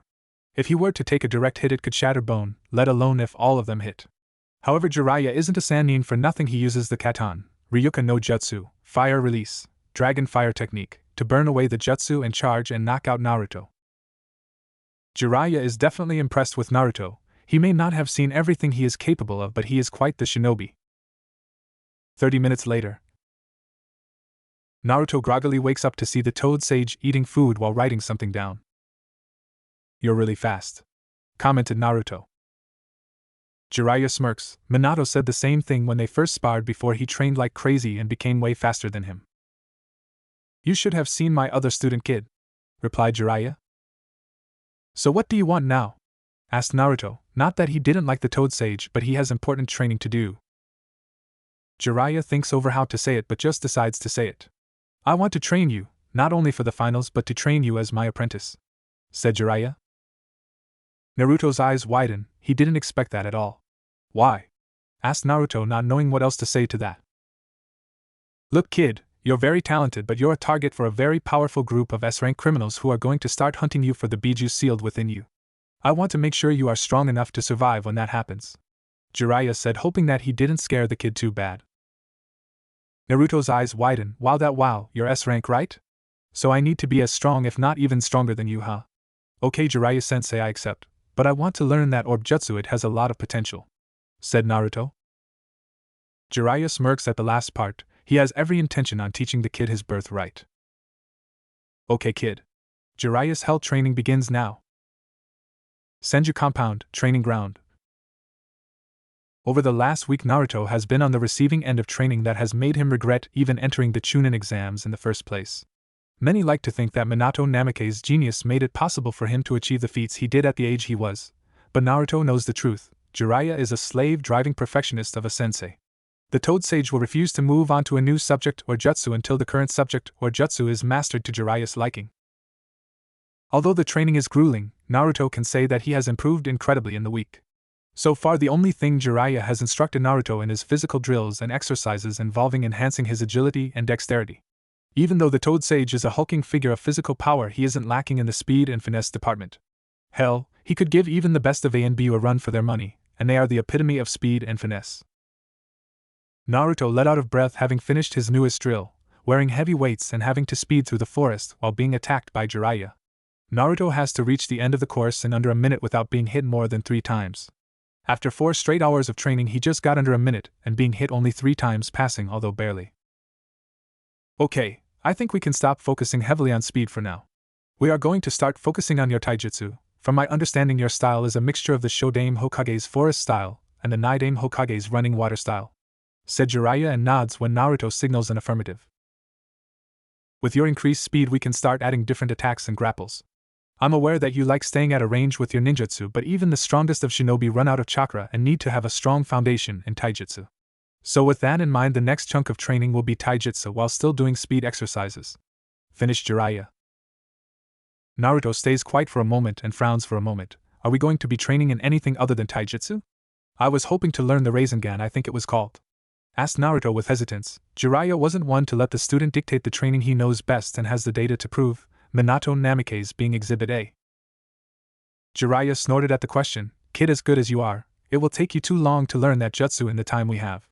For the month, I have one jutsu I want to teach you if we have time, but I want to increase your taijutsu and physical abilities in general. In the spars we've had so far, I can tell that your reflexes are incredible fast, bordering on the absurd, but you don't have the speed to take advantage of it, so that's what I want to help you with most." The Toad Sage suspects that Naruto has been training on his own, but he won't say anything as long as it doesn't interfere with this training. Naruto nods satisfied with the answer and gets back up to continue his training. Mountains outside of Konoha. Sasuke fell to his knees in exhaustion. Kakashi's training has been the definition of grueling. Kakashi said that even though Sasuke's reserves are large for his age, they aren't big enough to fight a prolonged fight with opponents on the level he will fight in the exams. Examples being Naruto and Gaara, both have incredible chakra reserves and stamina. So Kakashi made it the focus of this training so far to increase his reserves and chakra control. Sasuke can definitely feel the difference. With larger reserves, he can utilize the Chidori 2 more times, and with his increased control, his jutsu are less taxing, making his reserves last even longer. Kakashi told him that he went through the same training regime when he was a Chunin, but, much to Sasuke's envy, was when Kakashi was 6 years old. Sasuke doesn't understand how anyone could be a shinobi at that age, let alone a Chunin. Different times, he supposes. Kakashi eyed his student for a moment. "Very good, you're improving at an impressive rate. But for the next 2 weeks we will focus on your Sharingan and Genjutsu. from what I understand you are starting to study the illusionary art. Although I'm not as good as someone, I can give you the basics to excel in the art. Sasuke nods, unable to speak since he's still trying to catch his breath. Even though he has been improving his reserves, Sasuke feels that he should be focusing on either taijutsu or furthering his ninjutsu arsenal. But when he thinks about it further, with his increased chakra control he can enhance himself with chakra, and with his increased reserves he can do it for even longer, so he can say that he's indirectly enhancing his taijutsu with this regime. When we get to the last week we'll go over your entire arsenal and see what can be improved or added to better your chances. It may sound hypocritical coming from me, but I think have complete master of 2 jutsu can be better than having understanding of a dozen, informed Kakashi with his usual lazy voice, his masked face still shoved between the pages of his erotic novel. Hokage's office. Hiruzen set aside another scroll and let out a sigh. He's so fed up with the monotony of paper. His assistant stuck her head into his office to tell him the Tsunade is here for her appointment. Hiruzen watches as his student walks in and takes a seat in front of him. "What is it you needed, sensei?" asked Tsunade. She didn't necessarily want to be here, it just reeks of headaches and boredom. She would never want to be stuck in the position of a kage. As respected as they are glorified office workers with a lot of political power. "Yeah, no thank you. I wanted to talk to you about the possibility of succeeding me," started Hiruzen, not wasting time to ease into the subject. Tsunade wasn't the most patient of people and didn't appreciate it when people would beat around the bush when talking to her. Tsunade was too shocked by the statement to say anything, and Hiruzen continued, "I am far too old to be a kage anymore. You are the only one who is capable and trustworthy enough to take the position of kage. Danzo is too Danzo-like, and Jiraiya is far too important in the field to have to stay behind a desk for that long," informed Hiruzen. Tsunade sighed. To be honest, she knew this was coming. For the past few weeks she has been included in the village matters more and more. At first it was puzzling until she chalked it up to being one of Sarutobi-sensei's most trusted people, but in the past few meetings it became more and more obvious that he was going to ask for her to take over. Not to mention, out of the remaining Sannin, she has the most political training and expertise, which makes her the most viable candidate. With everything on the horizon, from the Chunin exams with Orochimaru's scheming and the Akatsuki who are coming for her Naruto, Sarutobi-sensei must feel that he isn't in top enough form to deal with them like he could 5 or 10 years ago. "If I were to say yes, when would I take over as Hokage?" asked Tsunade. Hiruzen didn't actually know when the best time to make the transition would be. After the Chunin exams for sure, but maybe he should wait another year to inform everyone of the transition like he did for Minato, and help him out in the first few weeks. Although Tsunade has enough experience as a political figure, so she won't need as much help. "I think we can start the transition after the Chunin exam finals," he said. "Actually, your first act as Hokage could be to promote the genin who pass." Tsunade nods in thought. She didn't particularly like the position of Hokage thanks to the people who she loved being killed in the process of trying to reach the hat.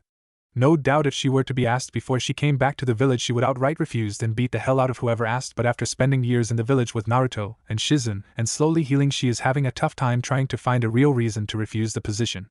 Not to mention she could better protect Naruto from the Akatsuki as the Hokage when the time comes, and he and Shizen can pick up the slack at the hospital since she will have to spend most of her time at the office.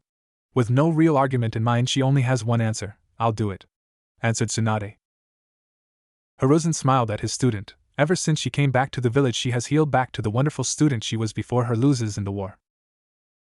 "Excellent. Since you know enough about how the village works, we don't really have to train you for the position. I will announce you as my successor after the Chunin exams," said Hiruzen, who looked like a huge weight just left his shoulders. Tsunade says her goodbye and leaves to head back to the hospital. She has to start delegating her duties to other head doctors, with Shizen doing a lot of her tasks. Overall, the transition shouldn't be too much of a hassle. 2 weeks later, Senju compound, training ground. Naruto quickly uses the Suiton, Suijin Hiki, water release, water wall, to counter Jiraiya's fire jutsu, and Senzo would clone forward to engage Jiraiya in taijutsu while he travels underground to get a distance to engage his sensei from a safe location. While the clone engages with taijutsu, the real Naruto emerges on the tree line and flashes through seals and uses Mokuton, Dedakura Shingeki, would release, emerging Titan. This new jutsu was a combination of new innovation on Naruto's part, and taking from different jutsu from Hashirama's scroll. The jutsu isn't as